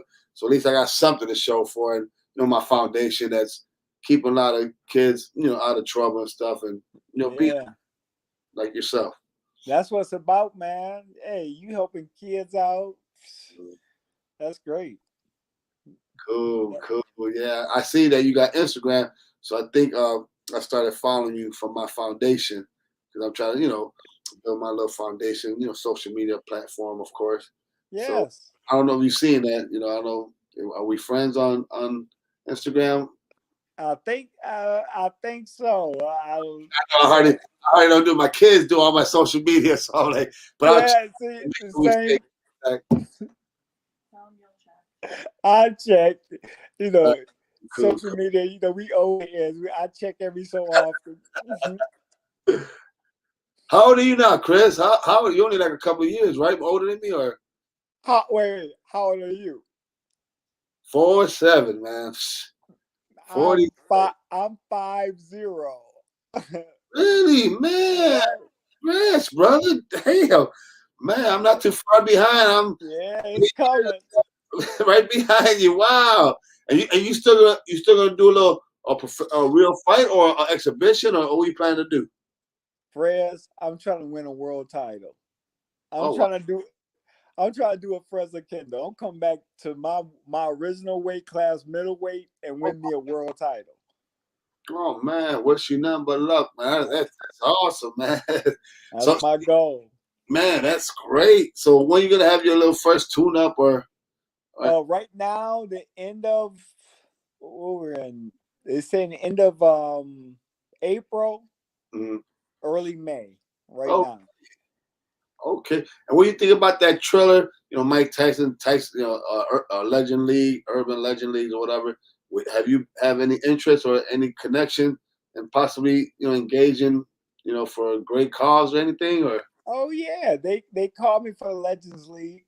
I said I'll fight in the Legends League and I'll fight in the Young League. I'll fight everybody. Hey, I'll fight everybody. It don't matter. Okay. Hey, that's in our. I mean, that's how we do it. We can fight anybody. We started boxing, Chris. How old were you? I was 5 years old. Oh wow! I started, man, Chris. You know when I started boxing in 1987? I was 13 years old. My dad took me to watch the Sugar Ray Leonard versus Marvelous Marvin Hagler. I was 13 years old. Really? And that fight, started me to box, Chris, in Chicago. Wow. Yeah. Oh, wow. That's cool.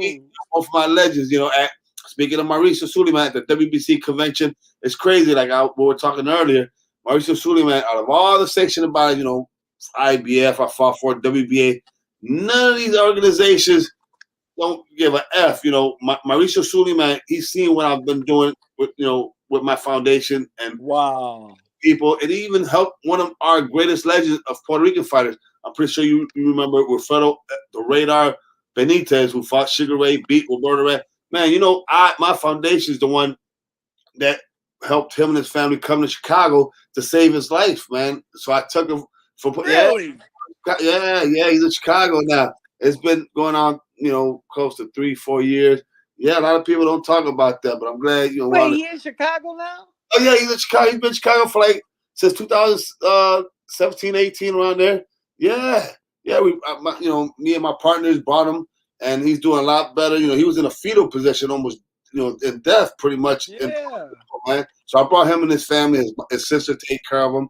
So yeah. So Mauricio got word of that, Chris, and he said, "Frez, I'd love to invite you to my, convention." And they always invited his father. Back in the days, always invited me to convention, even though I was the green belt, but at least I was the Intercontinental champ. So I started going to those conventions, Chris, in 2011 to 12, and then the last one before COVID, he honored me with the humanitarian award. So I got the WBC. Yeah, man, it was a blessing. I felt prestige. I'm like, man, that's my championship. Thank you, WBC. And that was Mauricio. He goes out his way for all fighters. No matter if you're a champion for IBF, WBO, or these other organizations. Wow.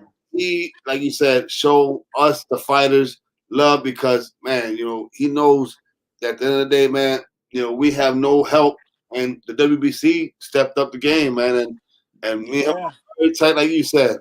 I love all the president organizations. Mauricio Suleiman is the man. No, he's the man. I'm gonna show him all kind of love. That's all.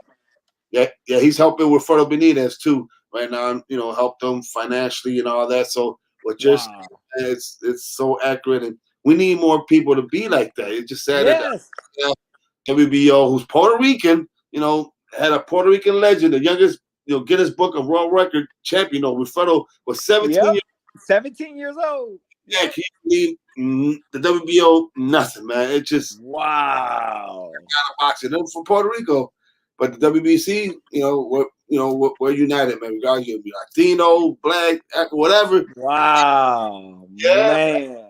Yeah. So that's what's happening, brother. Man, that's good, bro.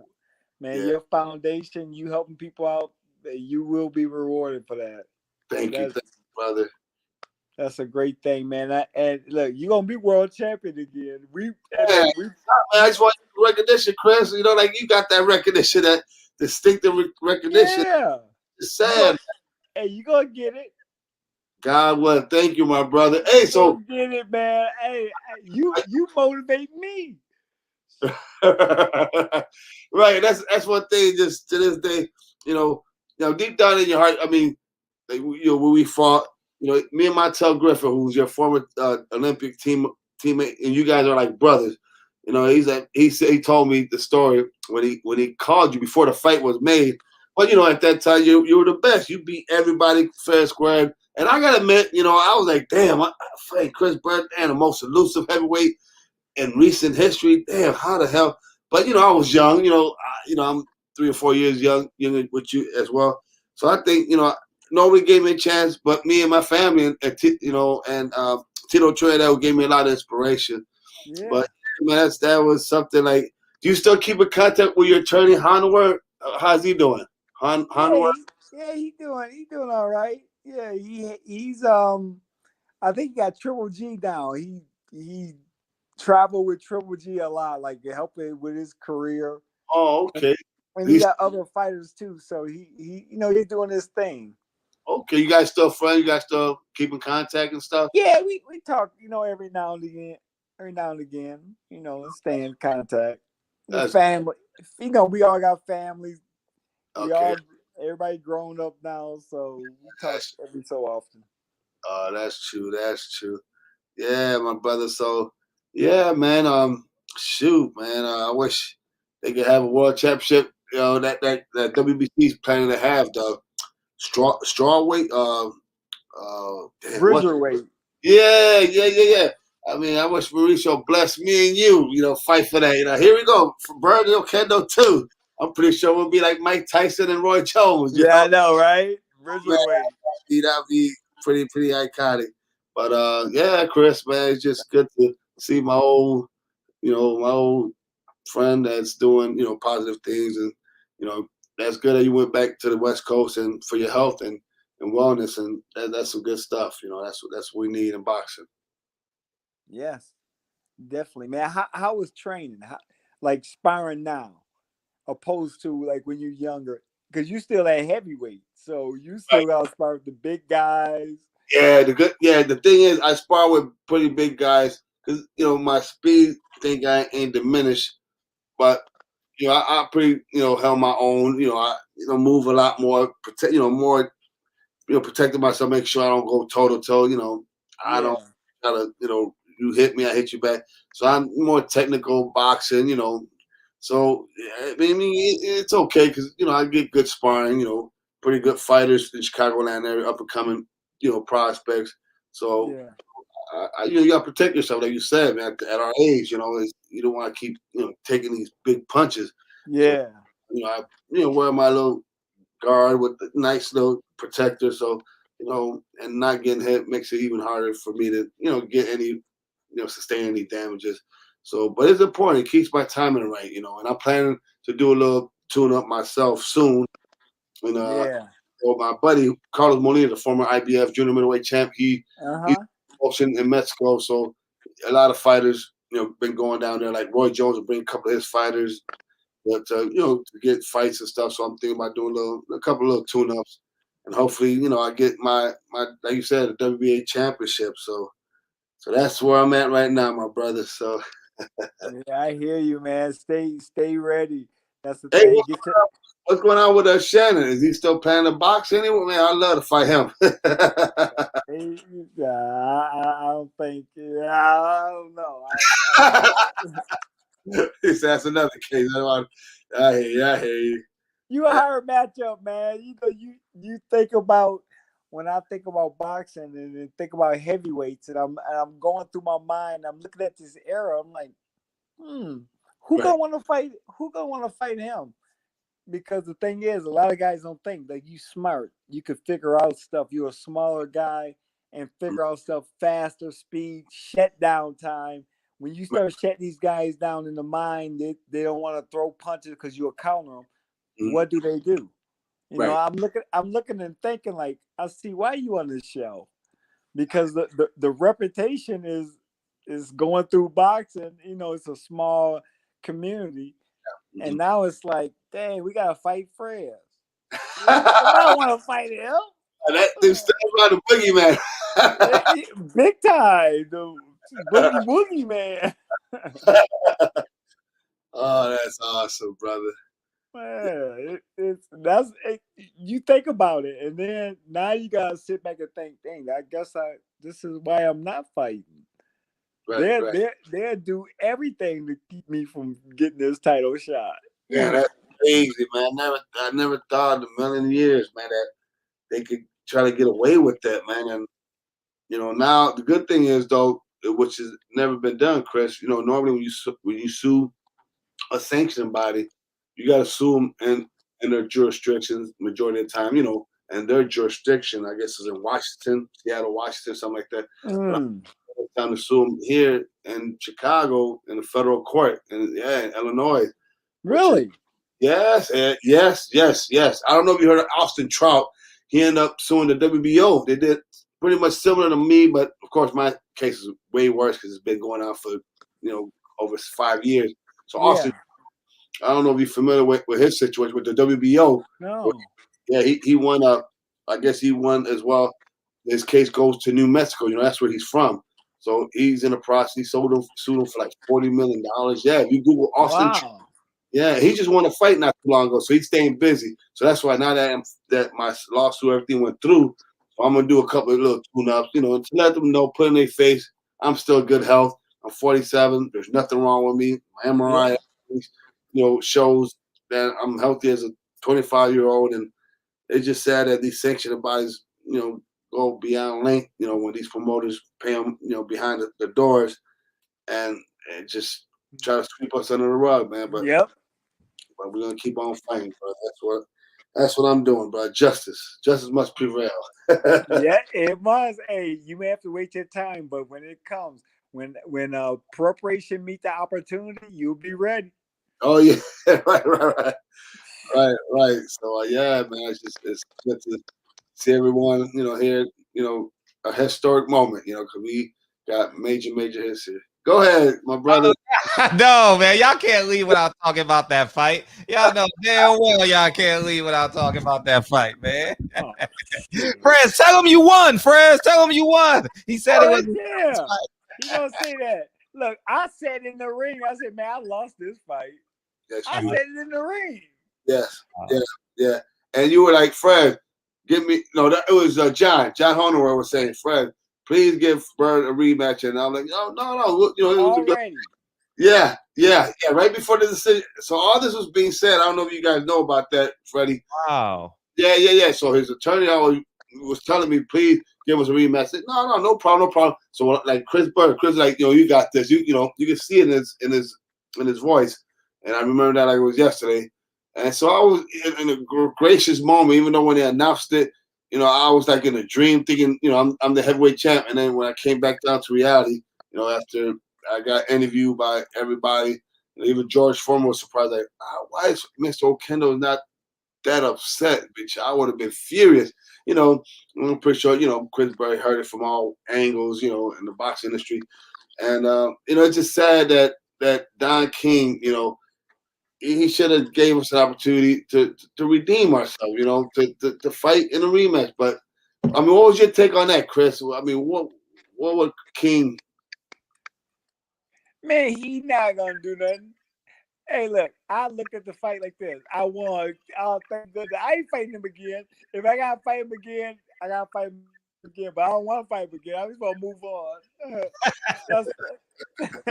I'm just keeping it real. I'll fight anybody. Like, I'll fight everybody. But I fought you. So I'm like, let me move on. It's too hard. I don't want to. I'd rather lose to Vladimir Klitschko because I'm supposed to lose. I gotta go against President though. Montel called me before the fight. He said, Chris, I'm just telling you, we boys. I'm boys with friends. He hit harder than you think. He's more awkward than you think. He's faster than you think. So don't take him lightly. I'm like, yeah, okay, whatever. I'll watch you, okay. Man, I get in the fight. You're everything and more than what Montel said. I'm like, holy shit. I'm in the fight. I'm thinking, dang, he quick as heck. And I'm not catching on. He's leading with his right hand, catching me every time. Boom. I'm like, okay, this dude can fight. Because you know how it is, friends. You fighting guys okay, they're big. Okay, you could punch, but Right. you know they're not skilled. Right. These are guys that it's not skills. It's Right. not. It's not that they can't fight. They just don't got the skill set. Right. Now you Right. get in front of somebody that got a skill set. Ooh, for instance, I'm watching a fight over, and I could throw a jab, and I really don't have to get out of the way as fast. As soon as I throw a jab, he throwing a jab right back or a lead right hand. Boom, catching me with at the same time. Most of the heavyweights don't do that. Right. He do it because he don't think like a heavyweight. He got a smaller man mentality also. So he's just as fast, just as witty, just as quick, just as everything. So it's going back and forth. Now we got an even matchup. I mean, talented guy, but get no props. He's the worst guy, just like me. We're the worst guys to face. We don't get that much credit, but at the same time, we're the best in the division. Right. But we're not getting no credit for it. Because Fred's never getting credit. Where is he going to get any of any of these topics of skills? Who got the best skills? Is Fred's name ever mentioned? I know. Who's more talented? Who got the better brain? Who can think? Who can punch? Who got better defense? He's never getting mentioned, but he's always in the mix. He's always giving everybody fits. James Tony fits. Evander Holyfield fits. Losing like this, knowing he should have won. You know what I'm saying? You lose a close fight, another close one. But I really beat him. But name value, he don't got the name. So, it's unfortunate. But at the same time, he's 47 years old, still in the mix. He gonna get his. He gonna get his watch. And when he get it, it's gonna be at a better time because it's like me. When you get it when you young, you get it when you young, okay, you got it. But when you get it when you old, when you're supposed to get it, it's special. Now, you gonna mention my name for the rest of your life in boxing instead of the name fade away. Now we're doing something great at an older age. And he's fighting a heavyweight in a big era. And I'm gonna keep saying it. It's a big era. It's not the little 225-pound Mike Tyson. That was that small era. We're in the big boy era, and he's still doing it. And he's 47 years old, undersized. That's just boxing skills. You can stay in the mix all day long because of his skill set and the way he think in the ring. When you watch him fight, and if you break down his style, you like, okay, dang, I see why he's getting by on all these fights. And people look at him like he ain't that good. I'm like, okay, get in front of him then and see how good he is. And you never get mentioned and nothing. If you get mentioned, it's me and you fighting. But like the Holyfield fight, I'm watching the Holyfield fight. I'm like, okay, he knocked you down in the first round. I remember that. I was a little off balance, and Off balance. You got up, clowning for the next 9 rounds. Evander didn't know what to do. He didn't know what to do because you start shutting him down. Yeah. Movement, jab in his face. He didn't know what to do. Yeah. Mm-hmm. Same with James Toney. The same exact thing. Starting to frustrate him. He starting off good, then all of a sudden, oh shit, the Fraser Kendall, the boogeyman has just showed up again and shutting down the guy that's supposed to everybody come to see. Yeah. That's why you don't get the fights, because they come to see that show, but we know going into the fight, okay, dang, it's a hard fight, and the crowd think it's gonna be easy. Mm-hmm. And it's never that. So, and that's the reality of Fred's in the heavyweight division. He ain't gonna never get his credit, but now he get it. You're old, man. You gotta be old. It's like Bernard Hopkins. He had 20 title defenses, didn't get any credit. He fought in his hometown. Nobody came. Wow. I was at the fight when he fought the Arabic kid, Murat something. I forgot. He was 20 title defenses. Nobody come.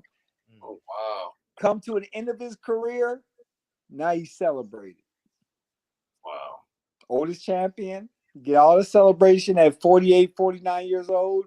When he was young, he didn't get it. Now you're going to get it. Like you're going to get it now. Like me, I'm going to get mine now in a different weight class. We all gonna be at the ESPYs together talking about our experience. The ESPYs. Right. That's just how life is, man. That's how the universe works, bro. It's just keep giving us more and more opportunities. Look, we 47 and 50, and we talking about high level boxer. Think about that. That's true. This is a young. They say this is a young man's game. They always say that. I fry with all kind of young people. I'm like, okay, I'm gonna prove that. Hey, an old man can fit in this mix too. Yep, just like Hopkins, George Foreman, just to name a few. Yeah, but the thing about George, I'm be honest with George Foreman. They'll give Michael Moore credit. I was at that fight. George Foreman was losing every second of the fight. And then we look up and everybody's celebrating. We had it was 7 boxers up at the cheap seats. We stopped watching the fight because Michael Moore was just putting in work. And then boom, it happened. knockout. Yeah. He wins. And then you think about Foreman, he struggled every fight after that. Yeah, that's true. I didn't think about that. He struggled every fight. He struggled every fight before that. I mean, he was getting busted up by everybody, but he hung in there. And finally, the Michael Moore fight, he got that one shot in, changed the whole. I mean, he changed everything for his life. It's crazy. And then he fight Axel Schultz after that, and then getting beat up again, getting close fights. Hey, stuff happened. But he got his.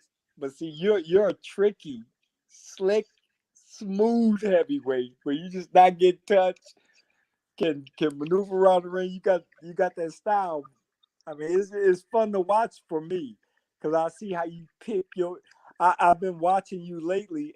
It's funny because I've seen you coming back, like as far as in the mix of all the court stuff. I'm like, hey, he's still going through this. And then you start watching the fights over. I love watching I watch a James Toney, I watch a Evander fight. Okay. Against the guy, an older guy in Evander Holyfield who's smart, but in a guy with James Toney who's tricky. Right. And I'm thinking, them tricks are not working as well as because it's not a normal fighter. You're not going against a traditional. He could do that against a traditional guy that don't understand, but against you, it was totally different. Totally different James Toney. So I look at that and I'm like, you never get any credit for that. I mean, this is Evander Holyfield and James Toney. These are the greats. Right. And you in front of giving them fits and holding your own, and you just Freza Kendall at the end of the day. That's how they consider just Freza Kendall. Like you just okay, we supposed to beat Frez like he's the easy one. You like the hardest matchup in boxing. It's crazy. But you're gonna get yours. Like I said, we getting ours at 50 and 47. We still do. Right. You know. It's all good, man. Yeah, it's definitely awesome having y'all come on and relive those moments, man. And y'all gotta talk about at some time. Y'all gotta talk about y'all Don King experiences, man. Y'all gotta have that conversation. You know, what I mean? Yeah. You know, Frez had a few moments as well. You know, I think y'all can have those conversations in private. Maybe I can get some litigation on y'all behalf somehow, some way. You know. Yeah, something like that. Mm-hmm. Yeah. It's something like that. Uh-huh. You know, more power. Sign the agreements. It says we supposed to be getting. I was supposed to be getting when I fought you. Close to $2 million. But then in one of the letters, unless agreed upon. So okay, I was supposed to be getting damn near $2 million, but shit, I could be getting paid just $20,000 or $50,000. That's the kind of cutthroat promoter this guy is, man. I mean, I'm surprised he's still living. I'm surprised nobody assassinated him, man. I mean, I don't wish none of that nobody, but he wished harm on not just being crit fighters throughout our generation. We getting back to Ali. All these iconic Mike, all these fighters, Witherspoon. I mean, it's the name keeps going. I'm just shocked that he's still. I mean, he's damn near 90 years old, and one of my foes that I'm supposed to be crowned that championship, he was able to, Gilberto Mendoza Jr., his father was a very honorable man, but his son, now he's just worried about his pocket. Don King said, listen, let me sanction this fight. Let me get this off you.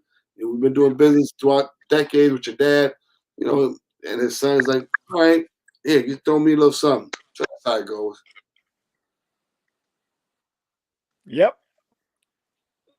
Very true. Especially when you're not the cash cow, you get pushed to the side.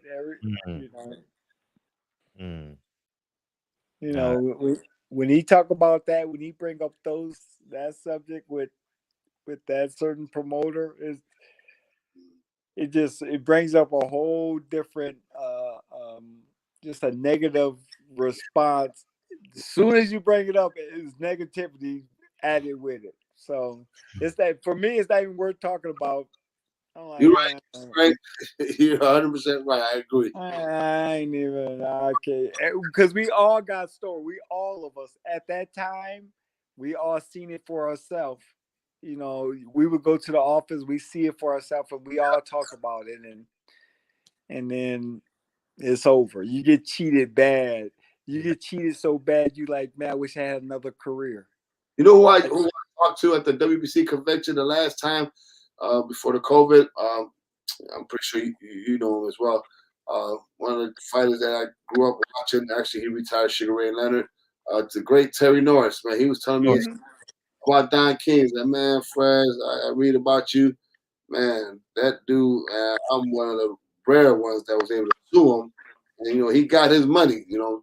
I think it was Terry and his brother or something like that. But yeah, Terry was telling me, he was able to sue him for nice amount of money, and Don King, boy, he was fighting tooth and nail.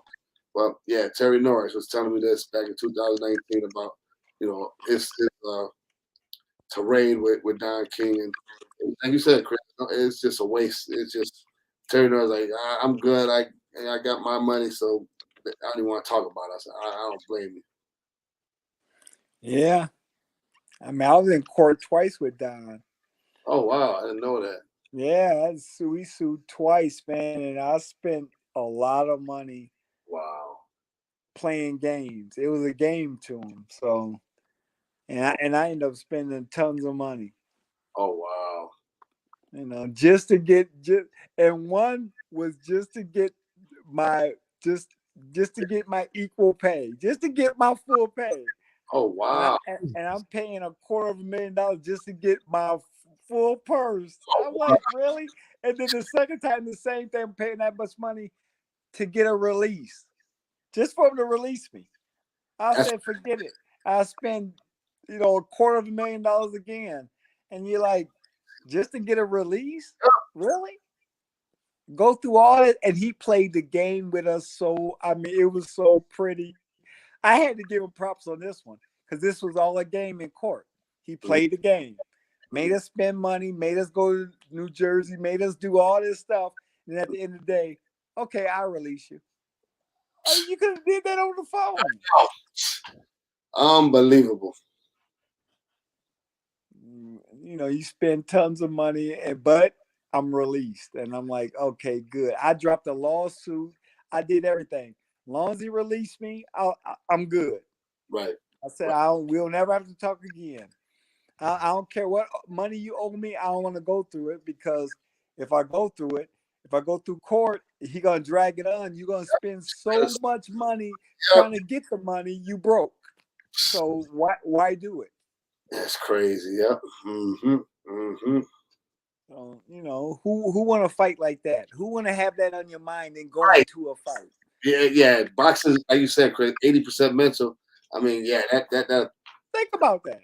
Yeah. You're going through it every fight. Every fight, I'm gonna get cut $1 million, $2 million. You're like, I'm not even making that much. I'm in debt.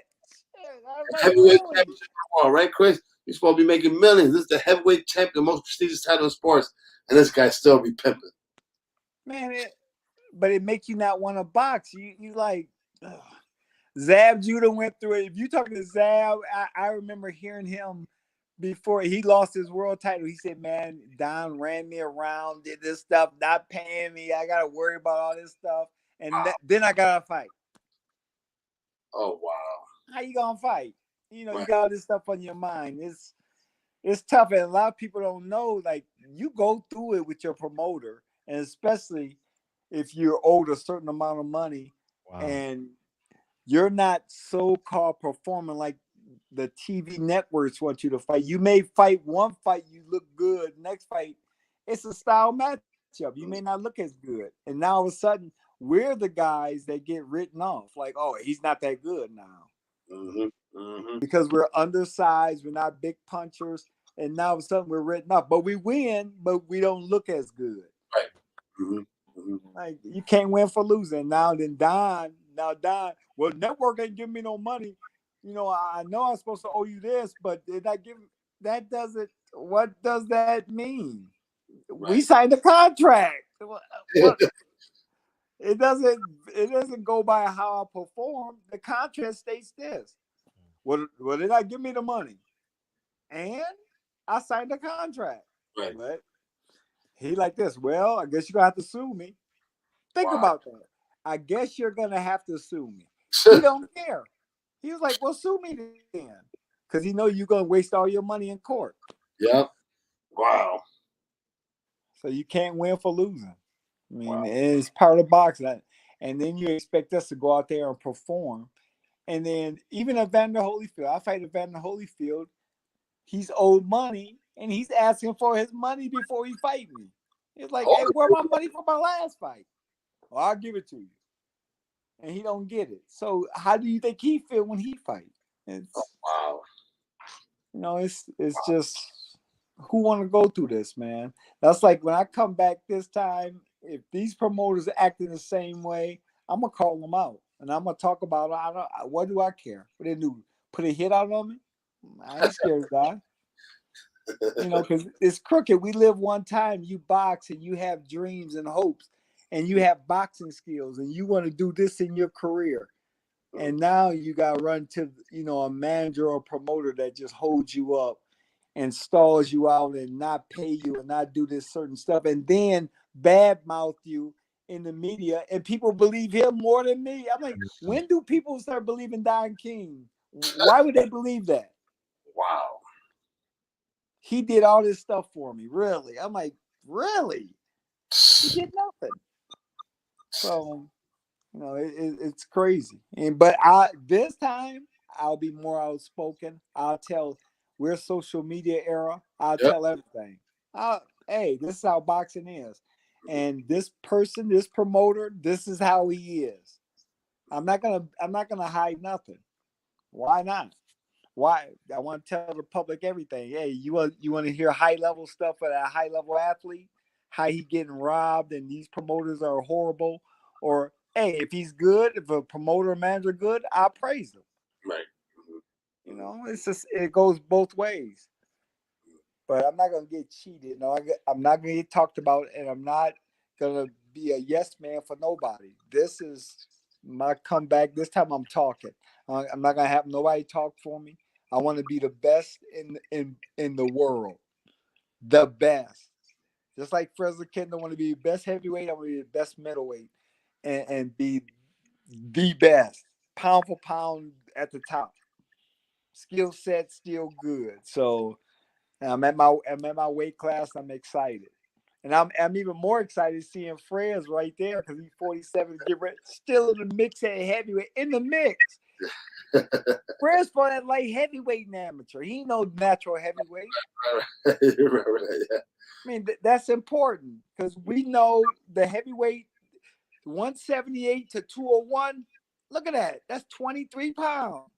And then when you get to heavyweight in pro, it's unlimited. These guys, we know we're not real heavyweights, but we know we fighting against a real heavyweight and still competing and get no credit for being undersized. That's crazy. See, they'll find a guy 1 pound in a major world title fight, $100,000, but they wouldn't care not one bit if a guy weighed 10 pounds more than you at heavyweight. That's nothing. 10 pounds. 10 pounds. Think about 10 pounds. And then think about 20 pounds and 30 pounds. You fighting guys 6'4", 6'5", you 6 foot, 6'1", fighting guys 6'6", 6'7", and nobody say nothing about it, 30, 40 pounds bigger than you. And if you lose, it's a heavyweight. Really? Really? You know what I did after I fought? I'm just talking. I did after the Olympics. After 2 fights, I didn't get paid my first 2 fights. I go up to heavyweight. I won a silver medal in the Olympics. I was depressed, went to heavyweight. So what I did at heavyweight, it'd be like Floyd Mayweather going for 125 in the Olympics in 96, going to light heavyweight, 175. But he only weighed 160. Think about that. He only weighed 160, but he fighting at 175. But he's really a 125 pounder. Wow. That's what I did at heavyweight in the big era. Went from middleweight to 215, 50 pounds, but I'm fighting way undersized, fighting all these big guys. And you get no credit. I have no power.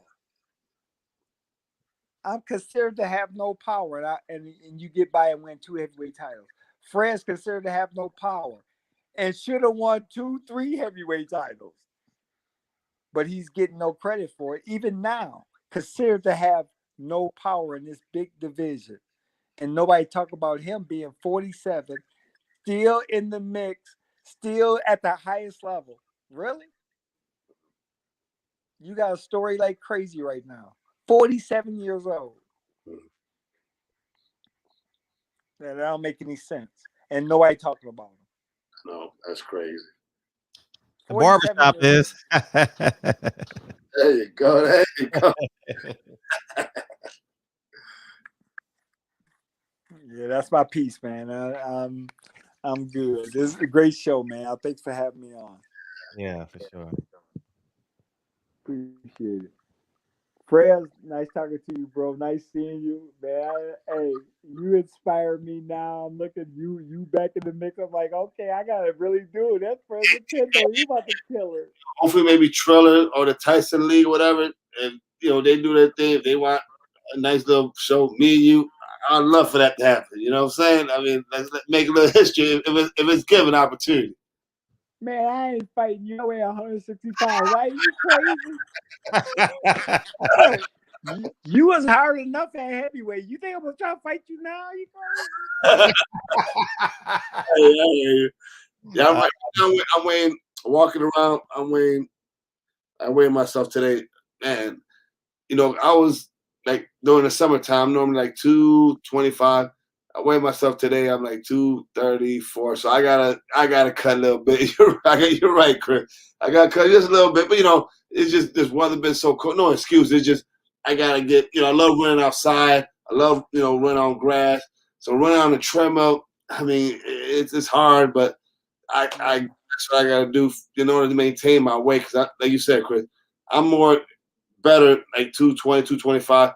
Once I'm 230, 35, I don't feel right. Yeah, I bet.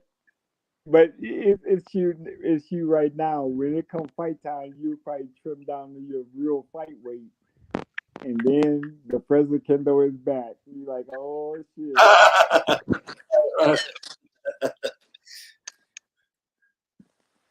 You back. Yes, sir. Nice seeing you, man. What a show. Chris Byrd, you about to get out of here. We appreciate you coming on this evening, man. Thank you so much for spending 2 hours and 13 minutes with us, man. That's astounding, man. Thank you for spending the evening with us, man. And DB, you got anything? Yeah, man, it was great seeing y'all two legends in here. I'm gonna be honest, man. When you guys fought, this was one of those maybe 5 or 6 fights in my life where I didn't know who to choose. You know what I mean? And at the end of the day, I feel with Fred because that's my Afro Latino brethren right there. But man, I'm glad to see y'all in here. I'm glad to see that y'all are able to have a conversation like brothers, and y'all got good energy together, man. If you guys had a podcast together, or if you guys even just came back to the barbershop to call and commentate some fights, it'll continue to be legendary. So we got to keep y'all together and let her have y'all back here at the shop. So, Yeah, let's get it, man. That'd be fun. No, it'll be fun.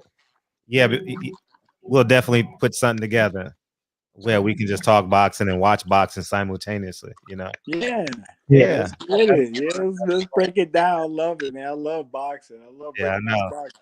I know. Yeah, so thank y'all again, man. Whether y'all fighting on the same cards or y'all fighting each other, or y'all cornering each other, or just getting some sparring work from each other, no matter what it is, man.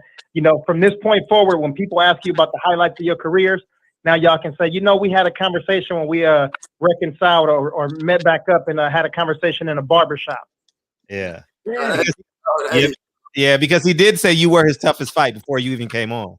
Oh wow. Yeah, he did. He said you. Oh, heck yeah. That means a lot, man. You learn this from a grand champion, you know, yourself.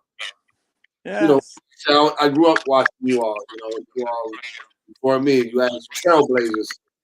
Man, respect, Chris. Oh man, same here. See, I noticed everything. You fought David Tua. You was beating the hell out. You beat David Tua way worse than I was beating him. That's what a lot of people. He just caught you in the 9th round. That's how that happened. Yeah, I got 30 experience. You're right, Chris. I'm thinking, okay, I hurt him a couple of rounds. Oh, you know what? Let me go try to stop him. That's the worst mistake. You know, as a young 8-year-old fighter could do. You know, we learn. We live and learn. Yeah, but you was killing him. And I'm watching that fight, and I'm thinking, man, he's really good. Take your hand off the mic. Take my bad. Yeah, go ahead. No, I was saying, no, he's really good. I'm watching the fight. I'm like, he's really good. He's got caught. But the thing is, you controlling David Tua easy. Like you boxing easy. You just got caught with a punch. Yeah. And nobody recognized that. Like if it went the distance, they would have gave it to you. So they would have recognized it. But as soon as you got stopped, they forgot about the 8 rounds that you won and they focused on the stoppage. I don't look at fights like that. And you know who recognized me, Chris? Speaking of recognition, you know, who's ready, talk a lot of crazy stuff. But he came around and said, "Man, you put on one of the greatest performances with the tour fight was Max Kellerman." And this was recently. You know, we reached out. Wow. I don't know how, yeah, Max Kellerman. He ended up, you know, that fight. Now that you mentioned it, Chris, that's one of my greatest performances. You're right. Yeah. You're right. Yeah, I mean, I remember when you beat Duncan Warwick early, and I'm thinking, dang, he beat Duncan. Were you at that fight, Chris? No, I read about it. I'm like, damn, I followed everything, man. It brought me in a sacrificial lamb. I was supposed to get knocked out. It was 16. Yes. So I knocked out, and I knocked him out twice in the 6th round. And yeah, it was the biggest upset in the prospects. You're right. Wow, Chris, you got I remember that. I was like, that's a huge win. I was like, where did he come from? I was coming up. You're right. Nobody didn't think I'll be, you know, partner with Dan Goose and all those heavyweights he had. I was the last one of the Mohicans to make it from that crop. You know, the Clay Bays, the Lance Whitakers. Yep. You're right, Chris. I was the last man standing, the little guy. Yep. Yeah, I remember all that, bro. I watch you. I'm not stupid. I see what's coming up. I know what's coming up. I know what talent coming up. I know everything. Because Chris is, you know, for the class of '92. And I was pretty much considered class of '96. You know, because I lost to Nate Jones in the you know, nationals back in '96. So you know, it was great seeing, you know, Chris Byrd, and before Chris Byrd, seeing Ray Mercer, the Roy Jones. It's great to see, you know, that I'm, you know, tied in with all you legends. It's just. But hey, he lost to Nate Jones. Nate Jones won a bronze medal. Yes. It's not like he lost to somebody that was. Yes, exactly. Yes, there you go, Chris. Hey, he won a bronze medal Olympics. Hey, he lost to somebody special. Yes, and what a coincidence how we're like brother in love. We're crosstown rivals, Chris. Yeah.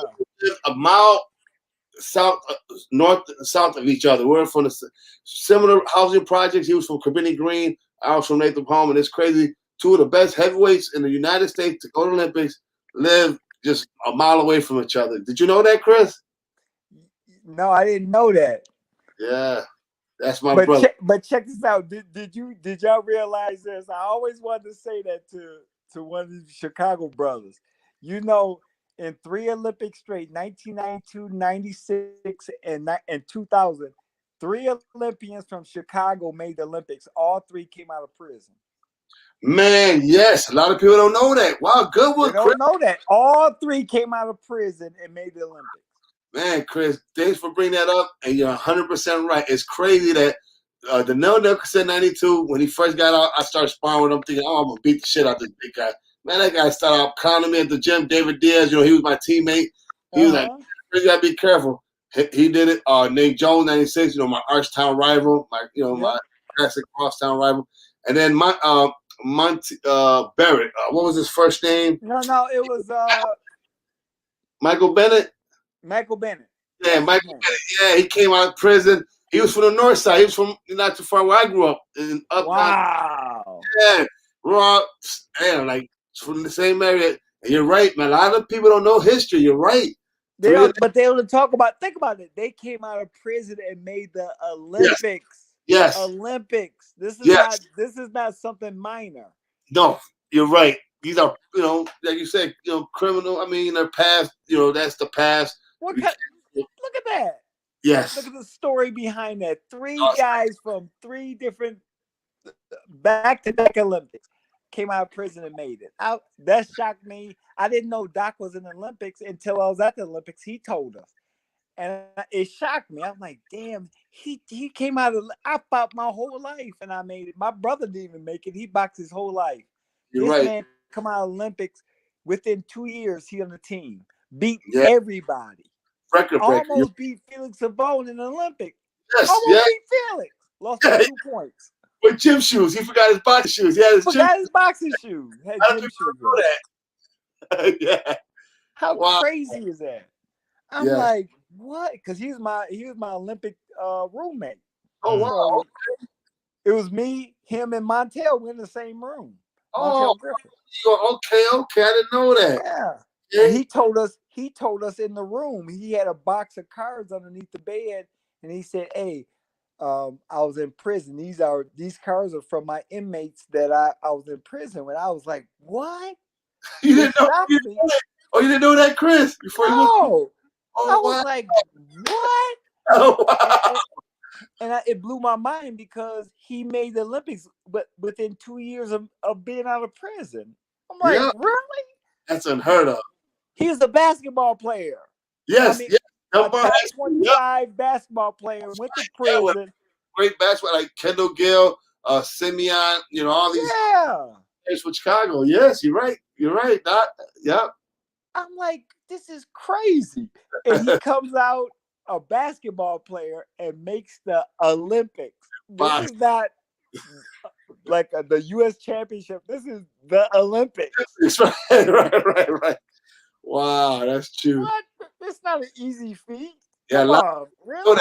Thanks for bringing his Chicago history out because they got to be known. This is historic. It'll never probably be done again. F3?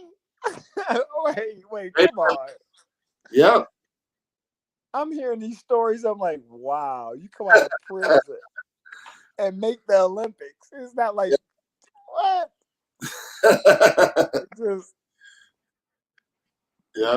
Those are my heroes, honestly. I look at that and I'm like, wow, you can do anything in your one life. Each and every one of them, I started sparring as a teenager with Doc. Nate Jones, we were our town rival, and then Monty Barrett, when I was a pro, I was sparring with him before he made the Olympics. So I got history with all those 3 guys in the ring. Gosh. Chicago style. That's crazy. You got a story with all 3. Yeah. Man. History. Man, that's pretty special, bro. I love it. So I'm glad we say this on the show. So yeah, they'll see it. Yes. I always wanted to bring that to like somebody from Chicago attention because it's always been on my mind. I'm thinking, man, these guys they got to get their credit. Yeah, man. Thanks, Chris, for bringing it out, man. So these thousands of people that's listening to us today can know that our part of history. Yeah. Chi-Town, they doing it big. I was born in Puerto Rico, but I was raised in the Chi. Yeah. Freezing the frigid weather. Okay, man. Hey, nice. Thanks for having me on. I appreciate it, bro. Thank you. And I'll beam you. I appreciate you, Frez, man. That was pretty dope. That was pretty awesome, man. And thank you. I'm glad you had the opportunity to holler at him. Thank you for making it happen, man. Yeah. It's a lifetime moment for me, myself, my family, once they see this, because they need to hear, from the bottom of the heart that, man, who really went out.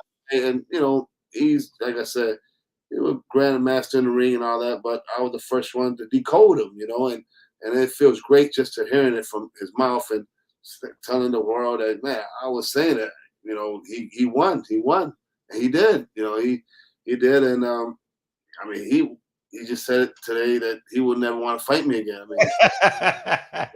That gave you a sense of validation, right? Yeah. So that was. Yeah, I appreciate you, brother. Thank you so much. Oh, that was fun, man. That was fun, and I appreciate you, man. And this is your platform anytime. Thank you, my brother. Well, thank you so much, everybody. Keep tuning in. The barbershop represent. Appreciate you. Wait. He beamed back in. I guess he wanted to say something. I'm back. You want to say something? Oh, I thought you were leaving. Oh, you staying? No, it went off. Oh, okay. Yeah. So, but yeah, appreciate you, Frez. Thank you for coming on, man. That was awesome. Oh, I just wanted to say bye. Okay. I usually want to cut out. I want to at least say bye. Okay. Appreciate both the legends, man, and future champions, man. Yeah, I know how crazy that. The legends now we're gonna be future champions. Yeah, for sure. We're gonna follow y'all and support y'all for sure. Yeah. You know what I mean? And when y'all get y'all dates, please come back. Even before that. Cool. Whatever is going on, please come back at a moment's notice. Cool. You got his hand on the mic. Yeah, you got your hand on the speaker. Yeah. Again, constantly on the speaker. Yeah, follow me on social media on Instagram. Yeah. On Facebook, Twitter. Yep. Chris Byrd Boxing. Chris _ Byrd _ Boxing. That's on Instagram. Got so that. follow brother. Okay. I got videos. I'll be posting videos. You'll see the comeback. You'll see the. No. I'm ripped up now, Frez. I'm not a little chubby heavyweight no more. I got a little muscle on me now, a little abs. You're your natural weight, your natural habitat, like you said, yeah. Yes, I feel great, man. I feel like I'm gonna be champ of the world, man. I really feel like that. In my 50s, we're about to shock the world, man. Ali style coming back again, shock the world. I'm the greatest of all time. You got to say it into the camera, though, man. That's what he did. I'm the greatest of all time. I'm the greatest of all time. I am. Yeah, man. Shout out to the GOAT, man. Yes. Okay. Hey, this time I'm leaving for sure. Appreciate you. Love you guys. I think. Oh, that's fun, man. Frez. Oh man, it was such great talking to you, bro. Same here. It was. I know you still thinking in your mind, man. I know I beat you. Give me my belt. I know I beat you. You know I beat you. Oh, that's dope. I love you, bro. That's dope. That's dope. I'll talk to y'all later. Have a good one. Thank you. Thank you. Awesome, Frez. Awesome moment, isn't it? Awesome moment. Absolutely, man. Yeah, I know your heart is warm, huh? Yeah, that was nice though. Hearing the vindication from him himself, and boxing needs that. We need to hear stuff, even though decades later, hey, better late than never. And right, it's it's part of the sport. At the end of the day, we got to unite. We got to fight these injustices that future fighters like where we're in that position with the Don Kings and all taking advantage of us. Yeah, we gotta make sure it don't happen to these Right. fighters. Right. No, you're absolutely right. And thank you for being open and honest about your stories. And you got vindication tonight. You know, you've been holding it for a long time, you know, and you got vindication, you know, so Absolutely. yeah. Appreciate it. Yeah. Thank you. All the time, man. All the time. Go hug your son now. Go hug your son. DB, man. What's up, man? Man, it's gonna be the first time Fred's got a good night's sleep in 20 years. I know, right? Let me get off these super chats, man. I don't know what y'all been saying in the comments because I've been holding hustlers home. It's a shame how the WBC killing their reputation with this Canelo love affair. These fighters vouch for them, but publicly they crap on their own floor. Damn. Hopefully I can get through the other super chats are gone. God damn. Shit, man. That's the only one that was saved. Damn. Yeah, the other one may have been Terrence Bailey Sr. I had it on full screen, so I wasn't even looking at the comments the whole time. Oh, I was man, just watching TV. I don't even know what because I had to freeze it because I didn't. Fred, the boxing therapist. Fred, the boxing therapist. Fred feels so good, man. Fred, that wasn't an interview. We were in their barbershop. You know, Fred's walked in. He was out of town. Fred's walked in. They said, "Where the hottest barbershop at?" They said, "Oh, you go down the corner, you make a left, you take 10 steps, and there's right there." And lo and behold, Chris Byrd was in there getting a haircut. Yeah, it wasn't in the city of Hawthorne, but it was on Hawthorne Boulevard. Yeah. That was great, man. That was awesome, man, because he's been like, man, because just think Fred's like, man, I can't get a fucking break. You know what I mean? Like, I can't get a break, man. They cheat to beat me. I thought I beat him, and you know, maybe Vanders is doing something stuff, you know. So yeah, man, it's just really cool. So yeah, man. It's crazy too. It seems like all of the smaller fighters, I mean, other than Evander, hearing all the smaller fighters saying that all the bigger guys were taking something. Mm-hmm. Yeah. That's crazy. Mm-hmm. You know what I mean? Shit, just like now, though. Mm-hmm. You know, you got the smallest heavyweight. He's somewhere between 212 and 226 pounds when he's fighting against these dudes that's in a training camp losing weight. They're probably 300 pounds, and these dudes are 6'7", 6'9", and they still injecting dinosaur piss into their asshole. I mean, it's crazy, man. Yeah, man. Yeah, man. Crazy. That was cool, man. That was cool, man. That was super cool. Yeah, glad for both of them. And Fred had some man, shit, he was a therapist. He had some great interviewing skills. Yeah. yeah. I didn't ask. Nah, it was awesome, man. It was awesome. That was simply amazing. Looking like what's the black dude name? Not Geraldo, but it used to be a black dude that used to have Montel Williams. Montel, there you go. He's looking like Montel Williams. Put his hand on the side of his face. Yeah, lifting his glasses up. Yeah, his glasses up. Yeah, man. Oh man, yeah. Man, yeah, that was. I want to see, like, when these dudes fight. Okay, let me. I'm trying to think. So we got Fred Zakendo, we got Chris Byrd. Let me see, Roy and Mike. You know, Shannon and Cannon. Man, I would like to see a round robin of those dudes if they continue to fight. Those guys to fight each other versus having one of these dudes to try to fight against a Deontay or even a Usyk. You know what I mean? I want to see these guys in the. You know how in golfing they have a senior tour? Mm-hmm. Yeah. Yeah, I think it should be the same thing. I think guys that are, I don't know, say 45 and up. You know, like once you hit 45, you're part of the senior tour. Right. You know? And whether you've been active all this time, if you were active at 44 or whatever, the only way that you can continue staying in the juniors or whatever is if you are a champion. And if you're not a champion, then you got to fight against the other OGs, you know. Michael Nunn, there you go. Yeah, Michael Nunn is a good idea too.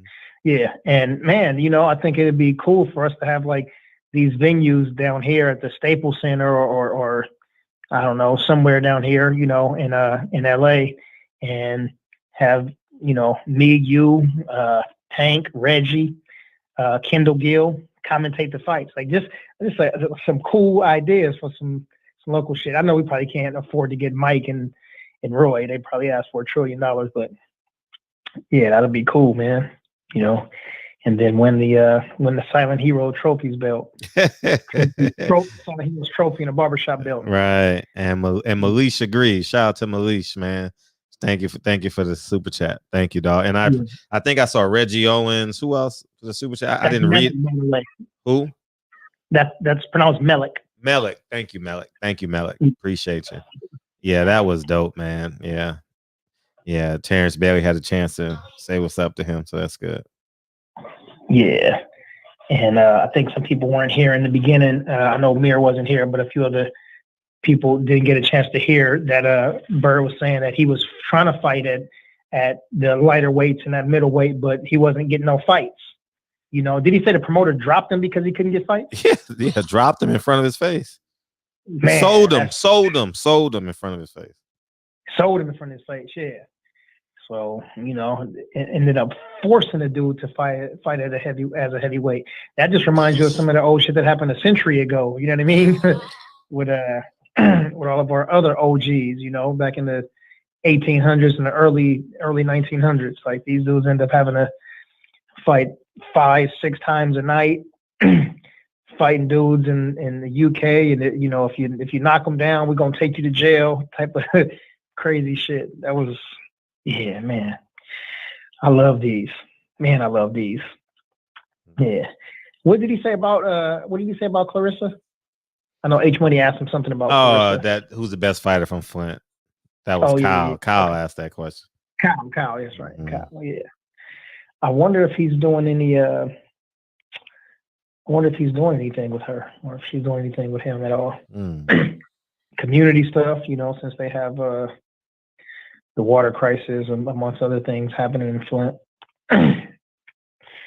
Yeah, man, dinosaur piss. You know what I'm saying? These dudes, boy. These dudes doping up.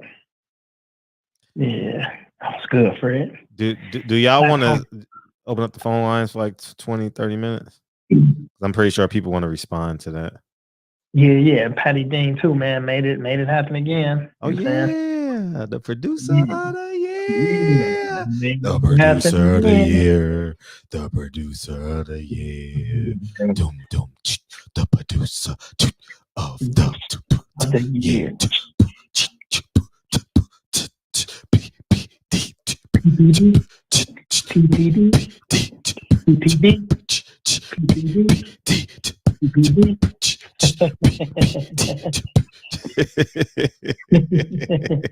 Give her roses. Oh man, for sure, man. This was a hell of a show. Powerful Pal said that was terrible, man. Disconnect your Wi-Fi. Oh man, I hope your Wi-Fi freeze to death. Peace out, brother. Oh yeah. Fred going to go music. Yeah. The phone line open? Let me open them up. Are you staying on? No, I'm gonna let them go. Oh, you are? Okay, well, I'll use your line then. All right.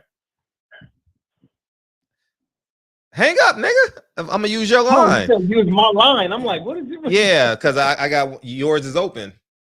Got you. Okay. So feel free to call in. Feel free to call in, man. That's dope, man. Stick to the boxing journal.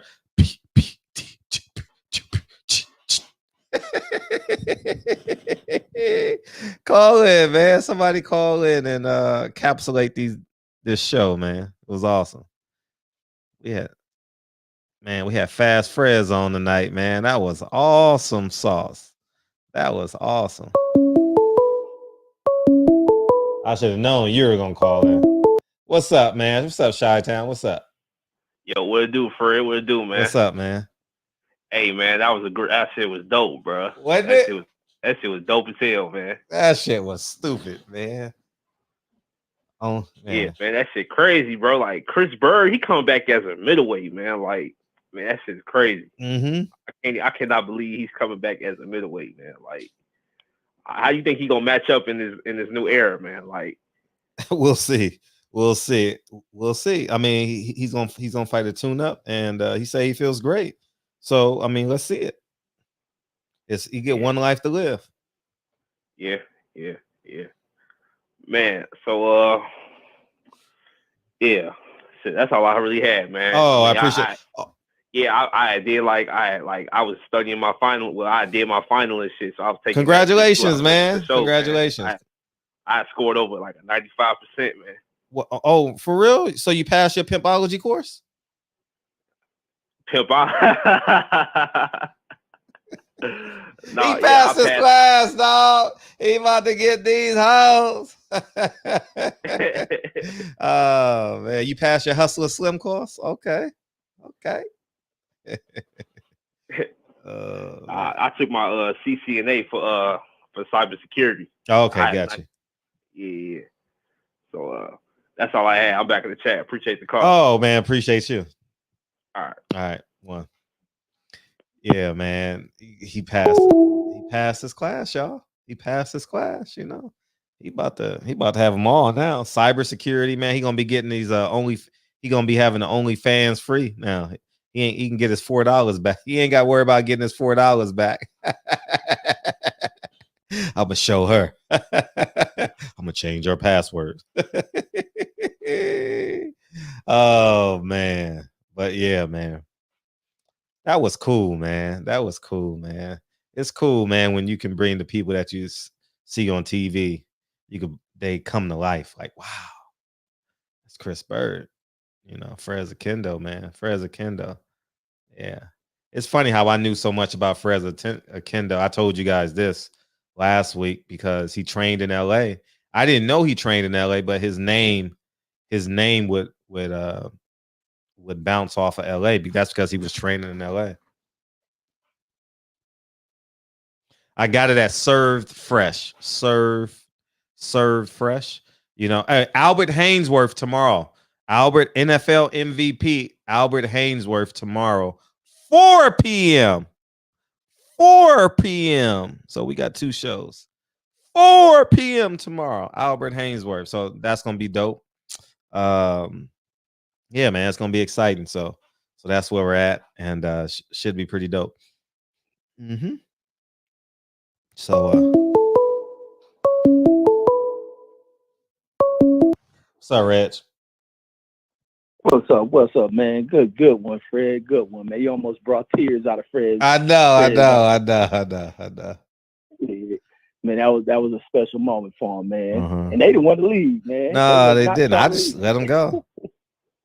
They was enjoying that, man, and just for him to have that clarity from Chris Byrd, you know, about the fight, man. That was dopeness, man. And just to have the old fighters that have a platform to come on when everybody else in the sport reject them, everybody who makes money off of them, exploit, use them, abuse them until they all used up, and then they think they're forgotten, but it's the platforms over here that kind of, you know, I guess what can we say? We curate kind of the legacy of a lot of these dudes. Right. So they found a home of people who, you know, hold honor to what they have done in the past. And you know, that's special to them. And I think more and more refine them. They probably telling their friends, spreading it, because nothing's greater than when they get together. They probably haven't seen each other in a number of years, and then talk about it. Then they get other people who know about them, speak on their stories. And I know that's just light these dudes up. So, man, that was some dope shit, man. Dope shit. But that's fun. All I got. Oh, appreciate you, Reg. And keep the show rolling, man. Don't end this shit. Okay. Yes, sir. I appreciate you. Thanks, Reg. Thank you, big homie. Yeah, man. That was cool, man. That was cool. That was cool. Yeah, Frez is about to choke up on us, man. You know what I mean? I should have gave him that Hollywood silence, man. Just not said nothing. Just let him go through his emotions. Yeah, man. That was cool. Man. Hey, speaking of Hollywood, I got to get this set together. Why that wire looking like that? Let's move it over just a little bit more. Okay. Now we just had that top one. So Yeah, man. Pretty cool. Pretty cool, man. And we all got to witness it. We all got to witness it. You know what I mean? So, um, yeah, man, that was pretty dope. That was pretty dope. Yeah, the phone line's open. Just call in.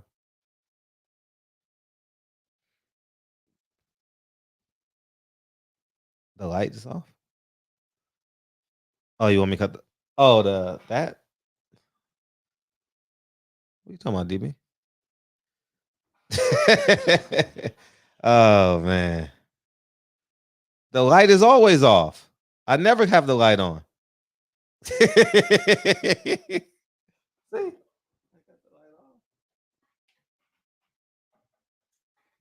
see, I always have it off. I don't know, man. DB must ate a hamburger, man. I don't know. DB must ate a hamburger, dog. He ain't. It's okay. We'll let him live.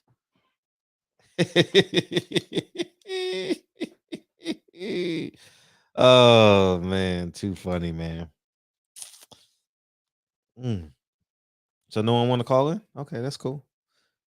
We got some big fights this weekend, man. I'm excited for boxing, man. I'm very very much excited for boxing this weekend. I'm glad that we get to be boxing fans. It just feels good to me that we get to be boxing fans, you know.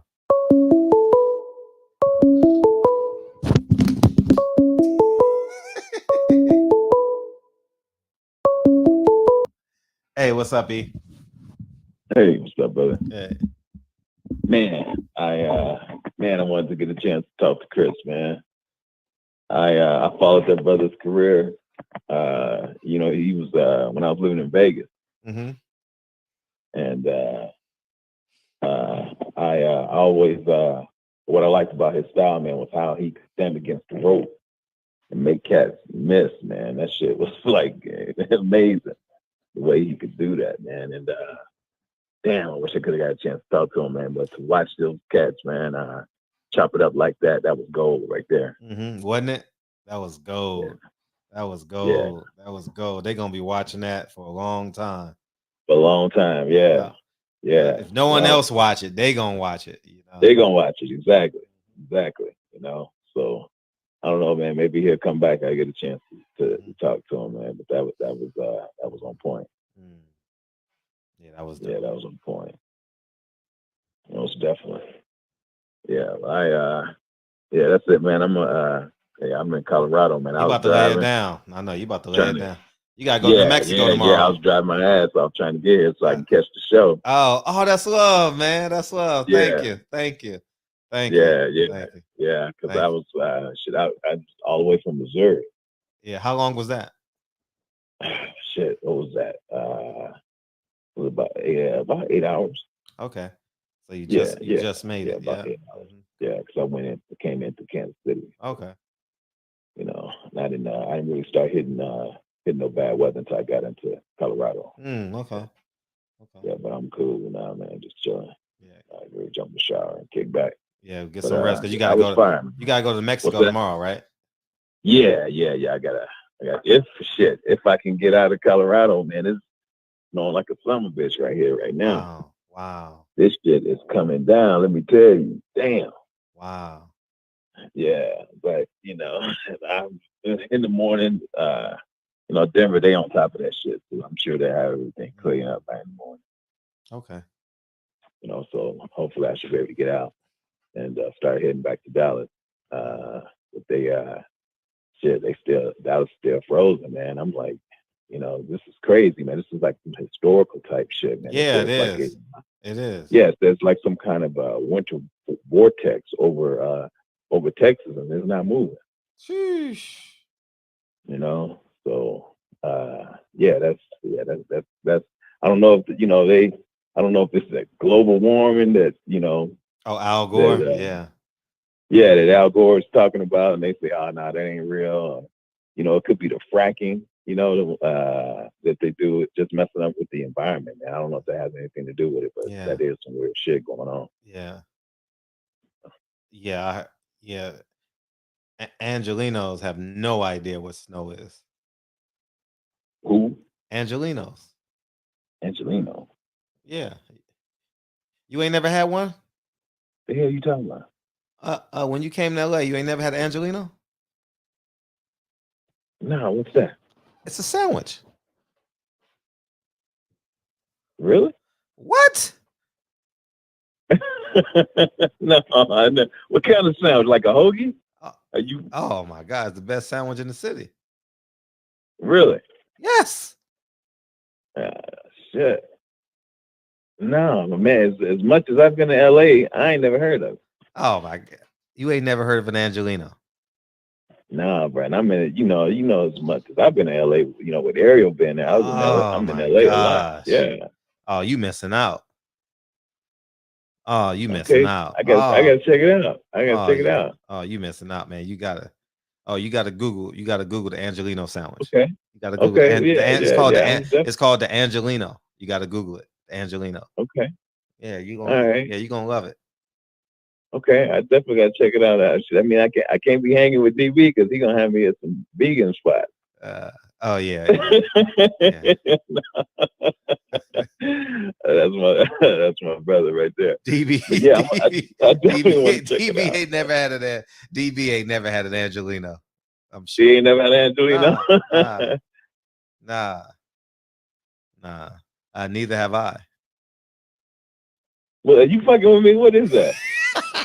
Made that shit up, man. Oh, Angelino is a person from LA, man. God damn, man. I should have known, man. Fuck you, man. I'm out, man. I'll talk to you later. You just made the IG, man. Appreciate you, man. Appreciate you.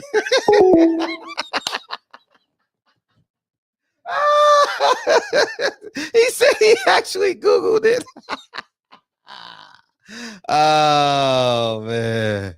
Oh man. Oh, that was too funny. That was good. Appreciate you. What's up, man? What's up? Yo, what's going on, Fred? Glad I found you, brother. Yo, can you hear me? Yeah, we hear you. Go. What's up? What you got? Yeah, man. Hey, man, I just want to let you know, man, like for real, you brought tears to my eyes. I know. Speaking, you got to start that over and speak into the mic. Speak into your phone. You're so far away. All right, can you hear me better now? Oh yeah, very much so. Yeah, go ahead. All right. Yeah, man. I just want to let you know that the last caller took the words out of my mouth, man. Like, you literally brought tears to my eyes, man. Like, I love your channel so much, bro. Like, for real, man. Like, I wish my dad was here to see this shit. Like, Fred and fucking Byrd. Are you kidding me, bro? Damn. Like, what's next? David Tua? Right. Man, I love you, Fred. Fred. Thank you, man. I mean, I appreciate you. You know, that's all I want to let you know. You know what I mean? Like, man, keep it coming, brother. Like, nigga, I'm up at 3:30. I know. I saw that. 3 o'clock. 3 o'clock. I'm at 3 o'clock right now. Uh-huh. But it's like, I'm waiting for your channel. Thank you. You know what I'm saying? Because you got that fire, my brother. Like, I appreciate you. Again, you inspired me to open up my own tattoo shop. Uh-huh.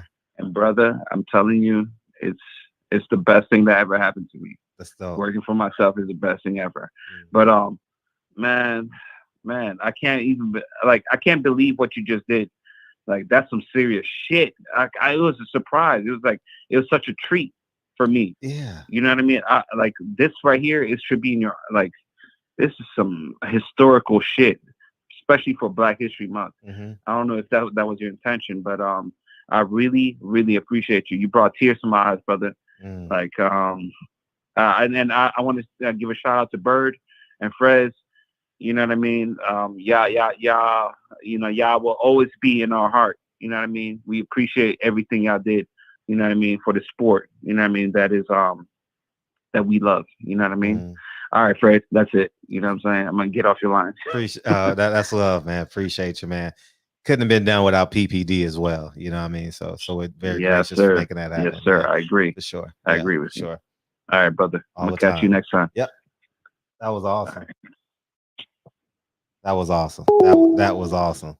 That was super awesome. That was super awesome.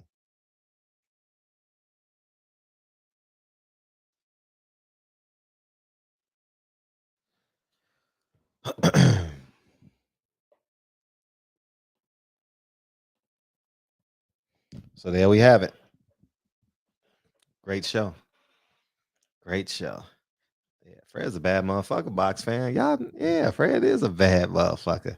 You know what I mean? When you build something on the truth, and not motherfucking, I got to be the best journalist. I got to be on false pretense. You know what I mean? It's pretty cool. It's pretty cool, man. That was pretty cool, man. When I lay down and in the show, I'm be like, damn, Fred Kendo and Chris Byrd. That's crazy. That's crazy. That's crazy. That's crazy, right? You know, and tomorrow we got the NFL MVP, defensive MVP. The hits just keep coming, man. the hits just beam in, H. I know you want to beam in. Go ahead and beam in.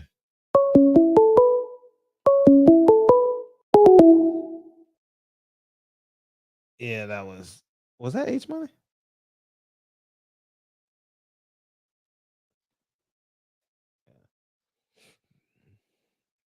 Yeah, man, that was awesome. And we got to really listen to it. You know, we got to really listen to it, you know. Yeah, that was safe travels. Who's traveling? Safe travels. I just saw the safe travels. Yeah. What you call it? Said Serena lost. Who did she lose to? Who Serena lose to?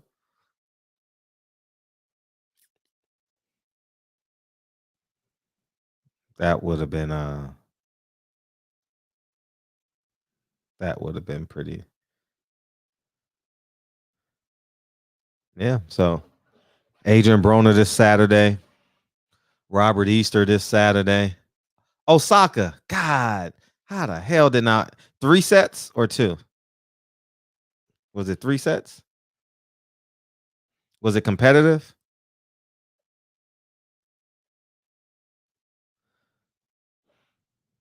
I'll watch the highlights. Yeah, come on, DB. Yeah, just. Oh, we got one more call. What's up, 202? Hey, what's up, Fred? How you doing tonight? Hey, man, what you got popping? I was just thinking, man. I was wondering how people really feel about guys at this age, having to come back and fight, which I believe is for like financial reasons. Like, how you really feel about these guys really coming back and fighting and actually talking about fighting real people, not exhibitions and stuff.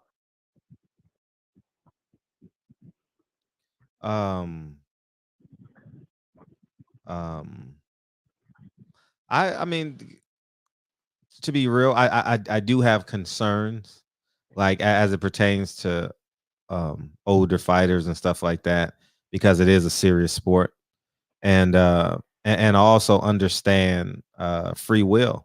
Going on. Whoa, huh? What'd you say? Say it again. 2 sets, damn. What? I don't know. You speaking? Are you speaking East Coast? Say it again. Hello. Hello. Yeah. Yeah. Go ahead. I didn't hear what I didn't hear what you said. What'd you say? I was. Yeah. Your connection is bad. Your connection is bad. I can't hear you. What up, H? What up, Fred? I heard one of the callers say you brought tears to my eyes, and man, stop crying so damn much. That's what I want to tell that man. Stop crying so goddamn much, nigga. Let your nuts say, nigga, poke your chest out. I'm just talking like you to poke your chest out, nigga. You feel me? That's all. Hey, man. Hey, Fred, great interview once again.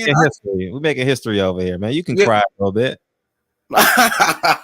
Hey, Fred, you doing a great job. Great interview this Saturday. We got some big fights. Miguel Burchelt, Oscar Valdez. Let me get a prediction from you right quick. Who you got? Who you put your money on? Burchell. Yes, he's a killer. He's a killer, man. That dude is nice. He can really box. 38 wins, 34 knockouts. The guy is a beast. What about AB versus Santiago? I'm going with the upset. I got Santiago. I think AB washed up. Well, I think Santiago just happy he got his first stamp on his passport. You know what I mean?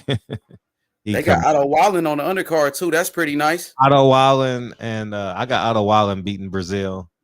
And Robert Easter and Ryan Martin.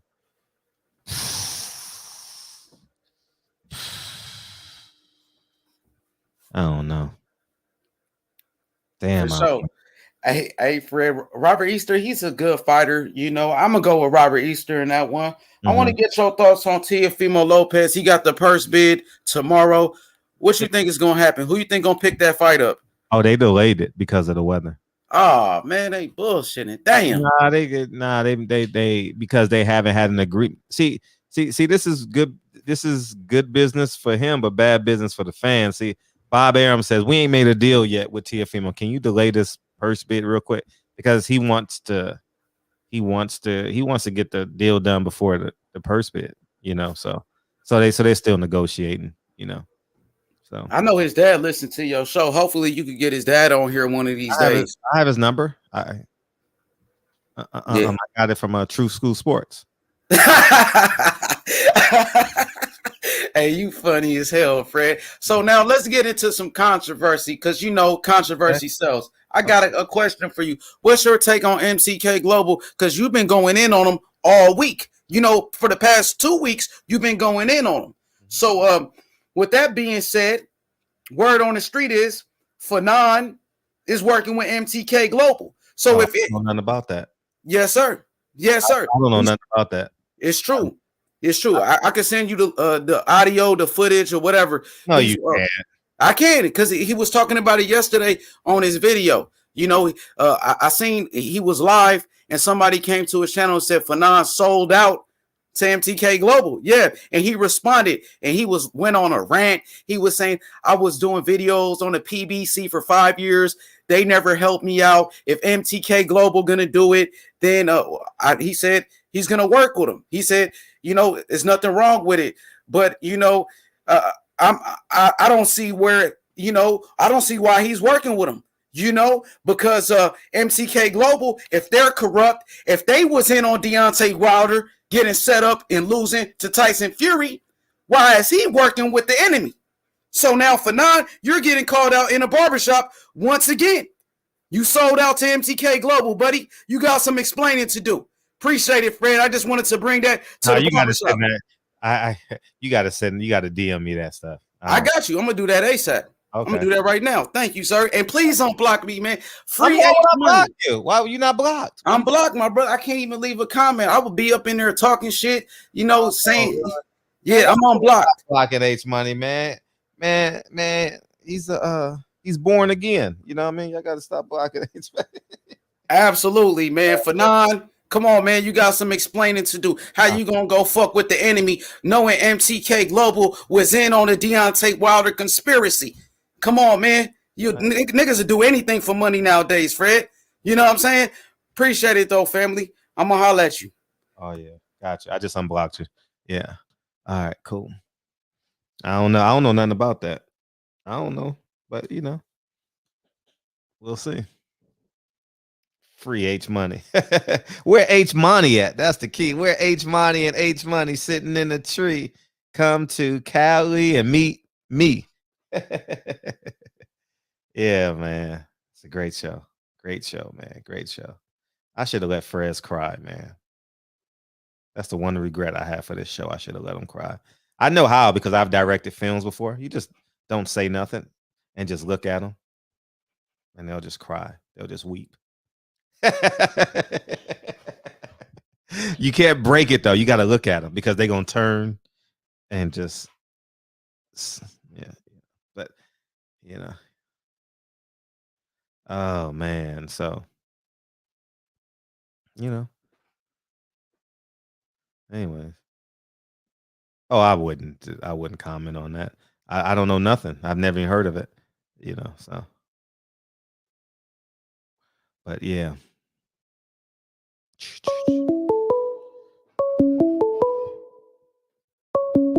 What up? What up? What up? My boy Fred. Man, let's start wrapping this shit up, man, before somebody else call in with something crazy. Mm-hmm. And we ain't getting involved with no nonsense. You know what I'm saying? Yeah, I don't do that. You know what I'm saying? Reggie, you going live? Reggie going live? Reggie said, yeah, I see that. Okay. Reggie, you going live? Reggie, you going live? We're going to send them over, man. So let's give some love to the people. Got Albert Hainsworth coming tomorrow. I think PPD, the Queen Patty Dean, dropped the link already for the GoFundMe. If not, Fredro could drop that again while we getting y'all all squared away. FSC Radio Library people are not listening to the whole show, just commenting on snippets. Oh, yeah. Okay. Reggie, no live. Reggie, no live. So everybody exhausted, beat up, and getting ready to get rested for tomorrow. So, you know, hit the like button. That's what we definitely got to do. And come on, 210 likes. Where they do that at? 210 likes? Come on. Let me see. Let me refresh. I know I got to be off a little bit. Got to be off. Okay. 211. Okay, 215. All right, come on. Now, y'all didn't like that show? Damn. Y'all hate Fred that much? Damn. Come on, like button. Hit that like button real quick, man. Man, got to go out of here on a high note. On the mic with Terrence Bailey, 215. Yeah, 215, but shit, 215 still ain't nothing. 221. All right. I guess the nice guys do finish last, huh? Hey. All right, Frederick, who you ready to get some love to, man? Who you ready to get some love to? FSC Radio Library. Get some love. Hustler Slim gets some love. David the Real Thomas gets some love. Cashmere Bailey gets some love. Birdman gets some love. And Yes. D Will gets some love. And upon D Will getting love, everybody gets some love. Everybody gets some love. Everybody gets some love. Shout out to my cousin Trap Lord in the building, FSC Radio Library. Haven't seen you in here before, so welcome to the show. Wow. Welcome to the show. Cool, we get Fred back on this thing. Big PD that's in the building. You know what I'm saying? Texas in here. Byrd, man, he said the show was fire. Dave Jack, Detroit, live from the 313. Q Reed. Yeah. Q Reed. Let me see. Been watching the whole show. Just sit back and soak it up. We appreciate you, Q Reed, and welcome to the show. Welcome to the show. Yeah, he said, I'm low key, man. I'm an introvert. I just sit back in the cut, man. I'm a cyber introvert. Yeah, appreciate that. Yeah. D Will in the building. He said, salute. Taiwan, Berry Hill, and the Berry Hill family. What's up, Wody? Let's see. Got Yova in the building. NorCal in the house. Pound for Pound Boxing Channel. He said, subscribe. They What about me? Cosmio 2019. Say that name. Cosmico 2019. Good to see you in here again. Been gone for a few days. Joe Hart in the building said, what's up, Fred and DB? Let me see. Post in chat. My candlelight from Dallas, Texas. No power, no water. God. No water. Well, you could use your phone. Man, you're going to turn your phone off because you're going to need that flashlight in a little bit. Yeah, you got it. Yeah, you got to use that toilet water. Yeah. I'm ready, though. If this should go out, I'm ready. You know what I mean? Philip H in the house. What's up, Philip H? Been gone. Let me see. Frederick, you ain't give my love, fam. What the fuck? Who? Philip H. Oh, I don't know him. Philip H, get some love. We got you, bro. I don't know that nigga. S. Riddle 45. What up? Kenneth Johnson said, Joe Hart, hang in there. Yeah. Hang in there, Joe Hart. Hang in there. Yeah. Hang in there.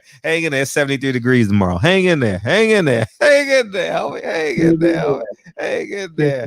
Appreciate you, Philip H. Joe Hart. Hang in there. Yeah. Reggie said Texas power situation is a repeat of Enron greed. Yeah. Mike Moss in the building. Marvin Rollins Jr. Oh, he love the shop now. He love it now. He was here 2 weeks ago. I ain't leaving. Yeah, that's how it should be. That's how it should be. And the Queen, Unique Don, in the house. She laughing at somebody. Brian G, what up? He said, peace. Let's see. Cosmico. Oh, Cosmico. I actually said, what about me? Cosmico. 2019, get some love. Let's see who else we got in the building with us. On the mic with Terrence Bailey Sr. Man, when y'all change our names and they be long, that should take me on this damn iPhone that I'll be using. This should take forever to type that in and say something to Terrence Bailey. Shit. On the mic with Terrence Bailey Sr. in the building. Don't Terrence Bailey got an interview tomorrow too? Yeah, he's interviewing the photographer of Death Row. So that's dope, man. So go there tomorrow at what time? 5 o'clock, 6 o'clock. Everybody rock, So we here at 4 o'clock and then basically going over to Terrence Bailey. I'm definitely going over because she's gonna come on. Excuse me. She's gonna come on sometime in April for hours. So that'll be So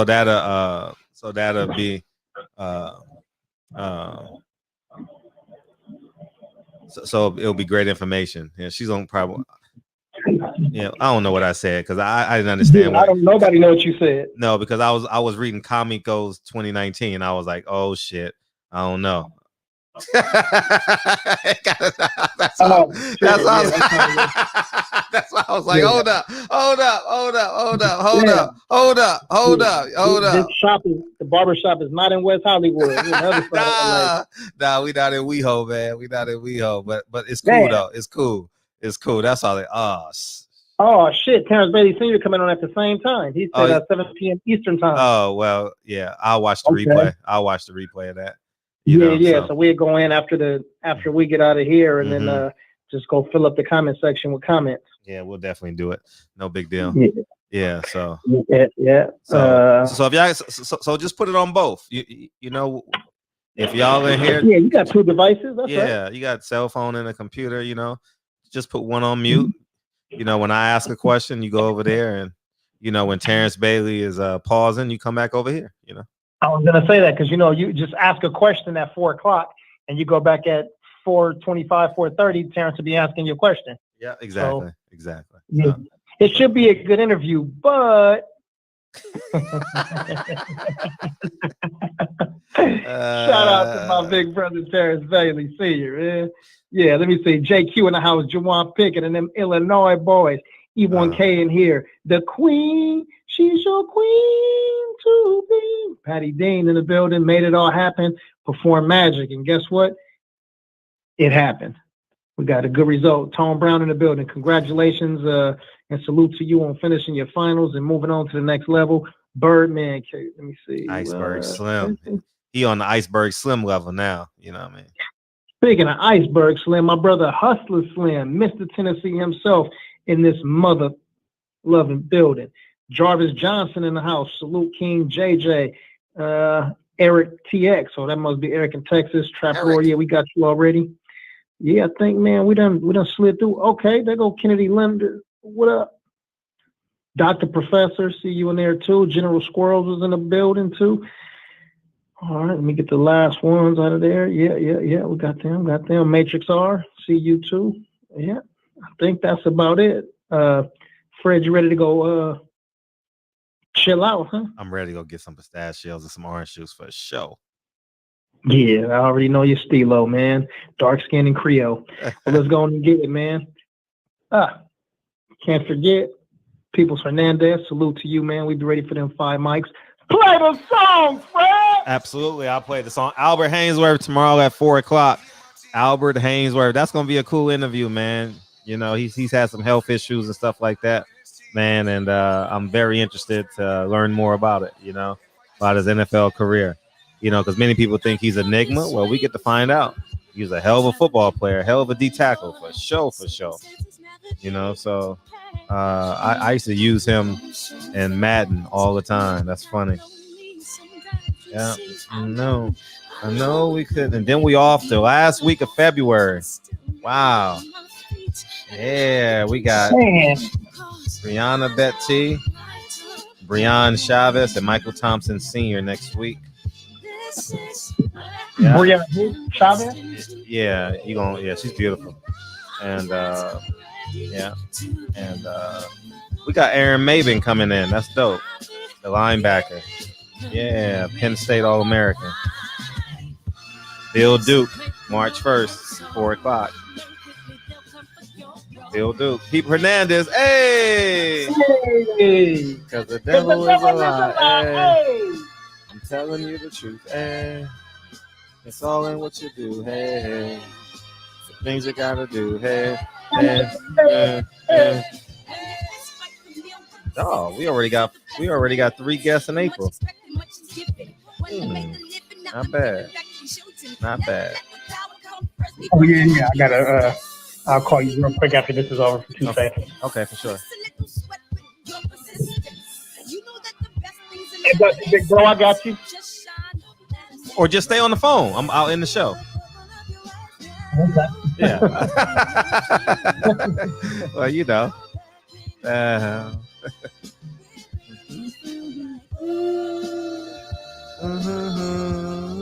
For the children. Rob G Film. It's my personal statement. Running game like I'm ASIC. Probably leaving like the season. So I do it for all my people. Jabbing the competition. Back in predictions. Recognition. I'm fighting just to promote. You ain't got to coordinate. Go live. Shit.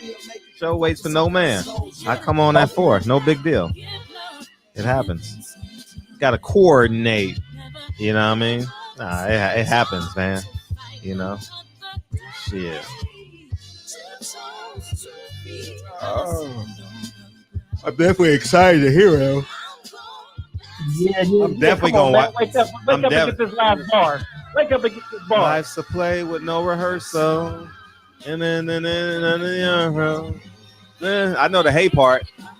Hey, as the devil is alive. I got 2 shows tomorrow night. Let's go, champ. Let's go. Let's go, champ. Hey.